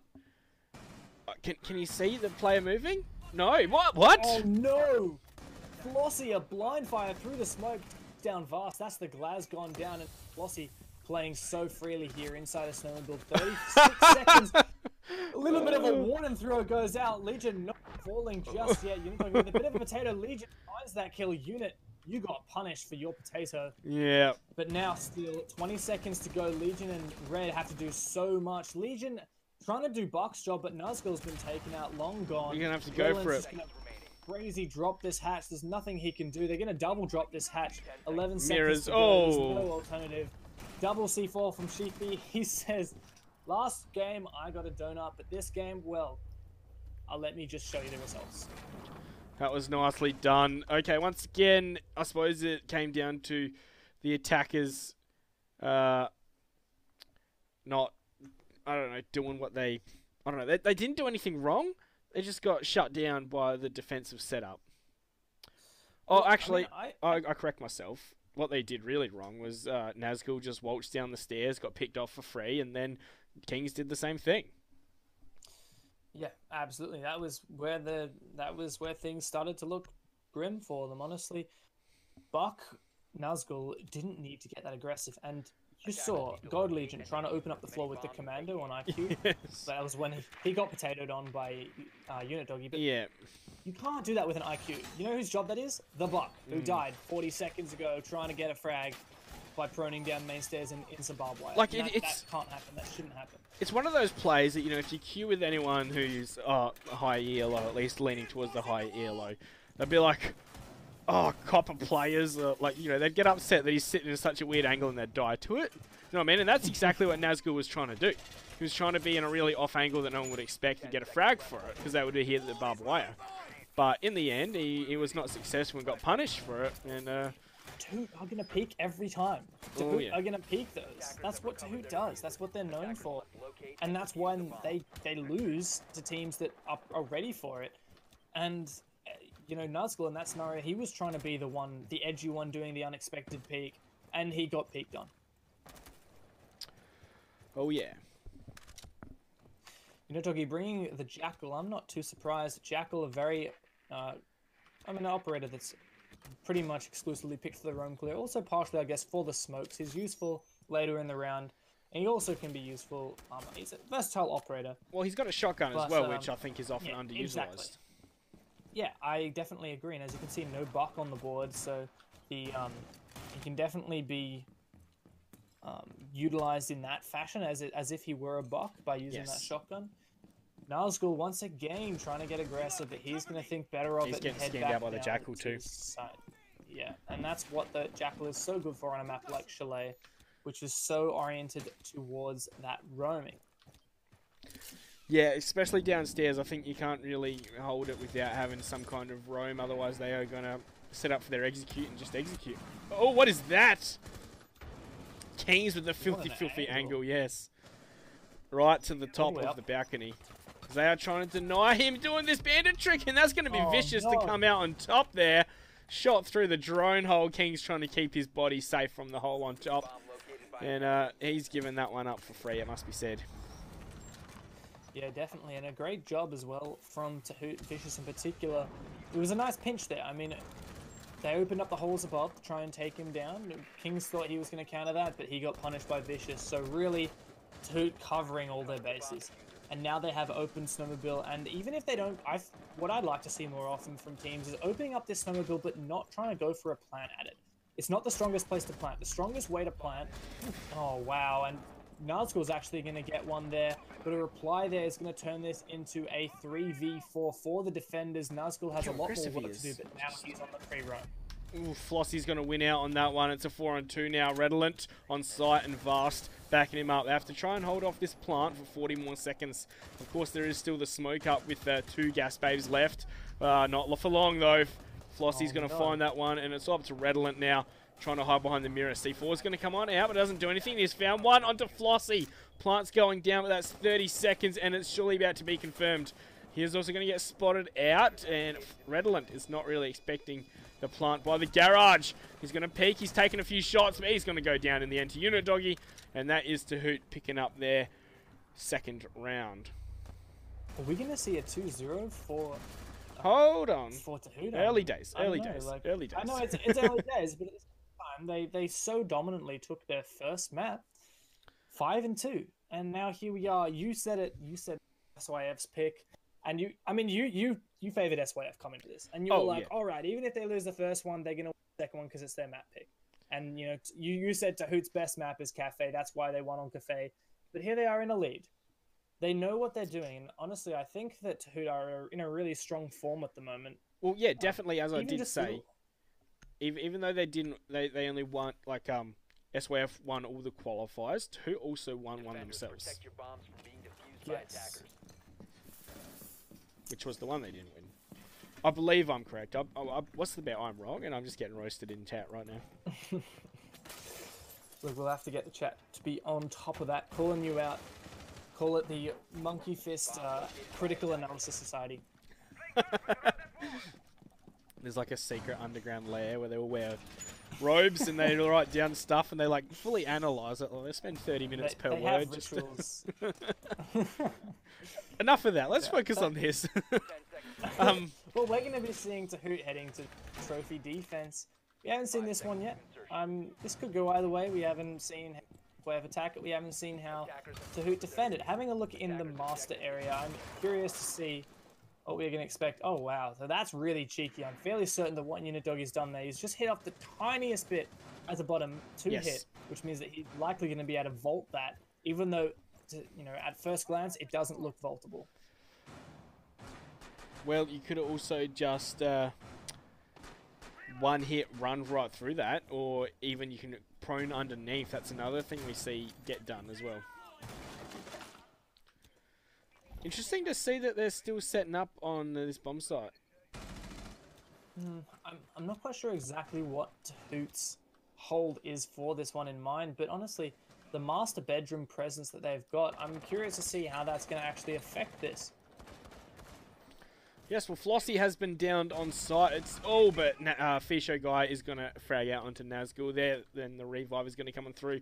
Looks like Legion wants to try and go for the refrag, but he shouldn't be doing this solo. He needs some backup. Yeah, Legion just trying to do the work solo. And, wow, no, that can't happen. Unit Doggy made getting back to site now. Is he going to make it? Is he going to get punished? He does manage to make it, and now that's top floor control just left. But at the same time, when you've taken down that many players and that many drones, and then you get out, it forces SYF's hand. And as you can see, SYF droning down top floor, starting to look like they want to push through the dining side. But the problem with pushing dining is you can't plant in dining. You have to take control all of dining, then you have to take control and establish dominance over kitchen, lock any remaining defenders inside of trophy, and watch their rotates out of there. And it's really difficult to push all the players into this. Right, well, here's what's going to happen. We're going to see Kings use those candelas to try and flash anyone up from above. And then they're going to push on into dining, try and take control of kitchen. Just be wary of their flank. Nice idea, but they're just missing players. Yeah, they have 3 versus 5. It's not easy to do. Vast, I've seen Vast do this. Yeah, I've seen Vast do this many a time. He's going to get flashed. You can't do that. Nonetheless, he's going to be peeking on, and the flank comes out. The refrag. Kings, no! That can't be allowed to happen. Sheepy gets the refrag. Kings wasn't ready for the Mindfreak refrag, and that's another win for Hoot, pushing us onto match point now, 4-1. This is... Wait, 4-1? Is it 3-1? 3-1? Not on match point. My bad, guys. I'm sorry. Getting too excited. Getting caught ahead of myself. Yeah, ahead of yourself. I am. Well, I was like, surely not. That's gone way too fast. But yes, we are seeing a very different SYF, aren't we? I was having a chat earlier with some people about kind of SYF, because SYF are really talking about them. They have been ever since they kind of proved themselves to be a really strong dominating force, coming in here into the ANZ scene, into the Pro League, into the ANZ Cup, etc. But this roster has changed a lot. In fact, I don't believe that there are 3 players on this roster who who are playing today, who were actually on the team come the start of the Pro qualifiers. We've got Kings as a new player. Redolin, I don't know whether he was here before the qualifiers. I don't think that he was on the lineup at that point. I'm certain he played the last day of qualifiers, or at least I'm pretty certain. Yeah, I mean, these players have all played qualifiers at some point, but the thing is that they weren't there from the start, and I mean, that's only a few weeks, and the roster changing that much in so little time. I mean, we've only got 3 players here who have been on the team for, I would say, what would account for a reasonably long time. And I suppose Vast and God Legion. The way I'd like to put it, right, is the fact that what's my train of thought, right? SYF started doing really well for themselves, and so they felt, you know, they want to be able to compete with Mindfreak, compete with Darksided, right?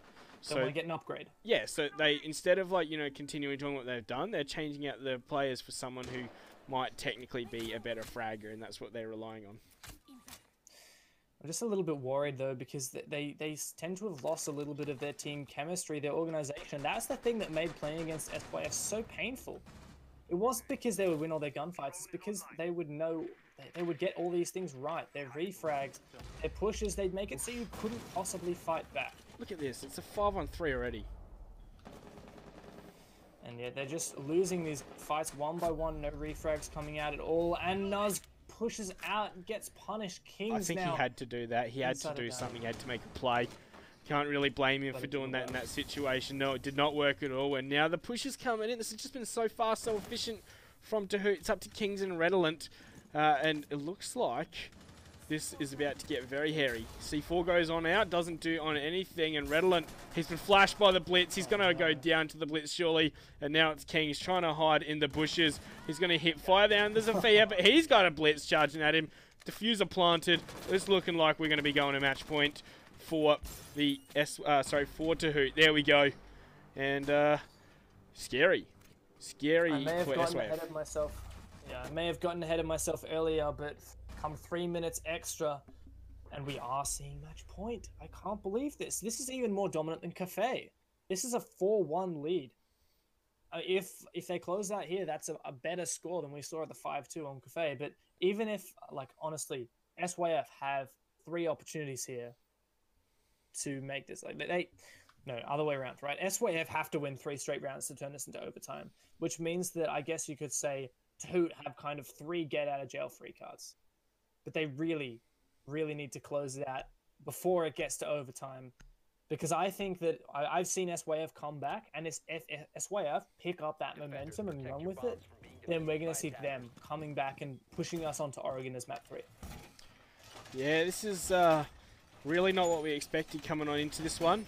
Of course, you know, I always make these kind of predictions as to what I'm expecting to see, especially based off prior form. But, you know, I always say I'm always happy for you guys to prove me wrong. Right? 'Cause that makes things interesting. I don't want to see the same team winning over and over again. I want to see a nice competitive environment.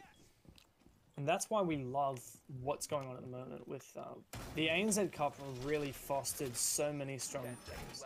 Yes. And coming into the Pro League qualifiers, we had, I would say, maybe about 11 teams who were really, really strong and deserved kind of to be in that Pro League. But the thing is, only 8 spots in Pro League. And if you've missed out, you're going to have to ride out Challenge League or any other leagues to try and teach yourself to be as competitive as possible and give it a shot at relegations next time.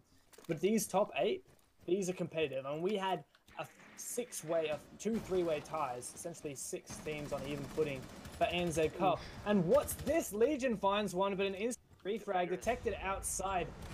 That is Unit Doggy.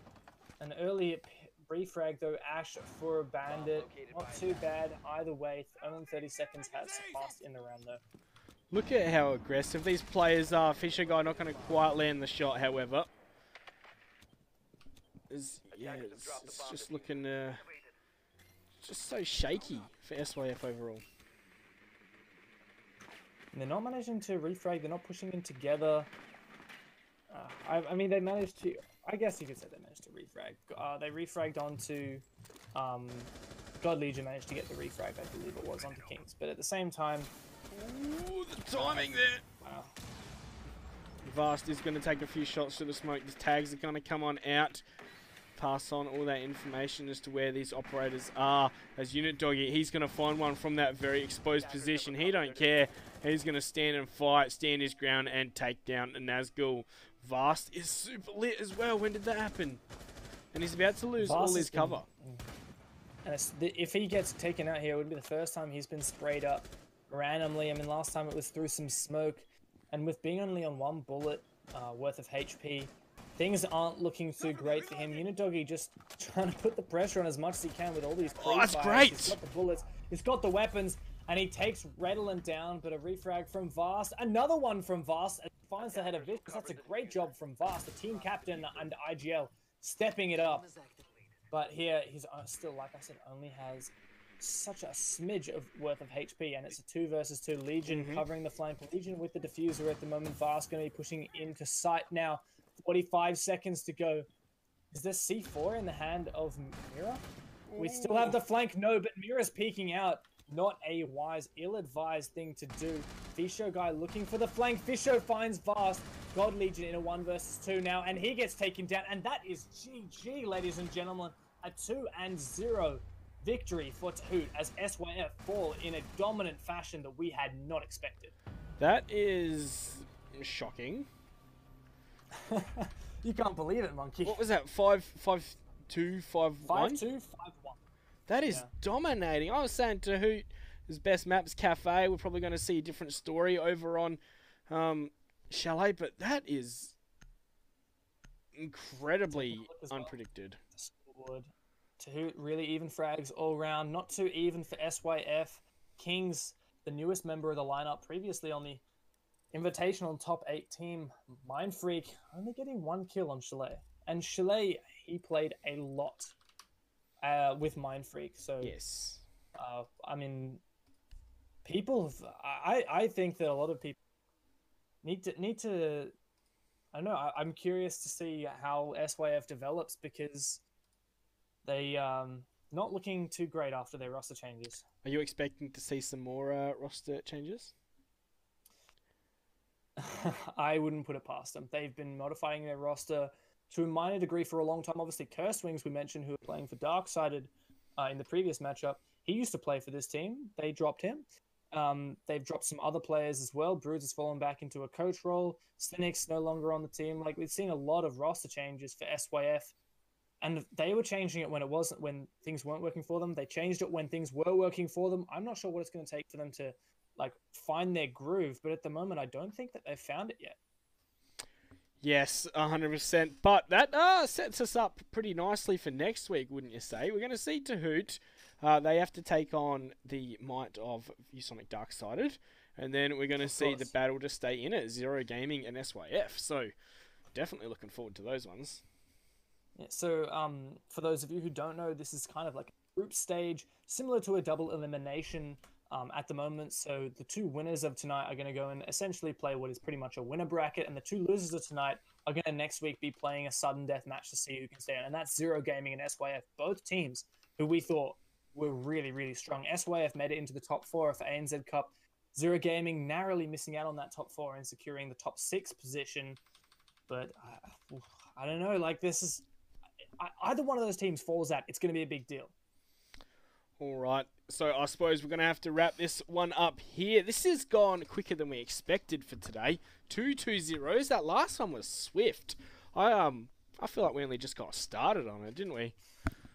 Yeah, I mean, we set aside 4 hours to cast these matches, and here we are 2 hours, 50 minutes later, and we're all wrapped up. Those were 2 swift, dominating 2-0s, particularly the second one. The second matchup, Hoot looking really strong, and I'm interested to see. I mean, we haven't talked about much about their roster changes, but they have had a few. Vicious, I believe, a new player on the roster, and they're looking really strong coming out of that. Indeed. So, thanks everyone for tuning in for this edition of the R6 ANZ Pro League. Pro League edition of the ANZ region, I should say. We do have tomorrow's Group B. So these are the 4 teams in the Pro League that we did not see today. As to which matchups, I must admit I'm a bit unsure as to what we're going to see in terms of that. But same time, same place. Make sure you tune in, guys, and we'll see you there.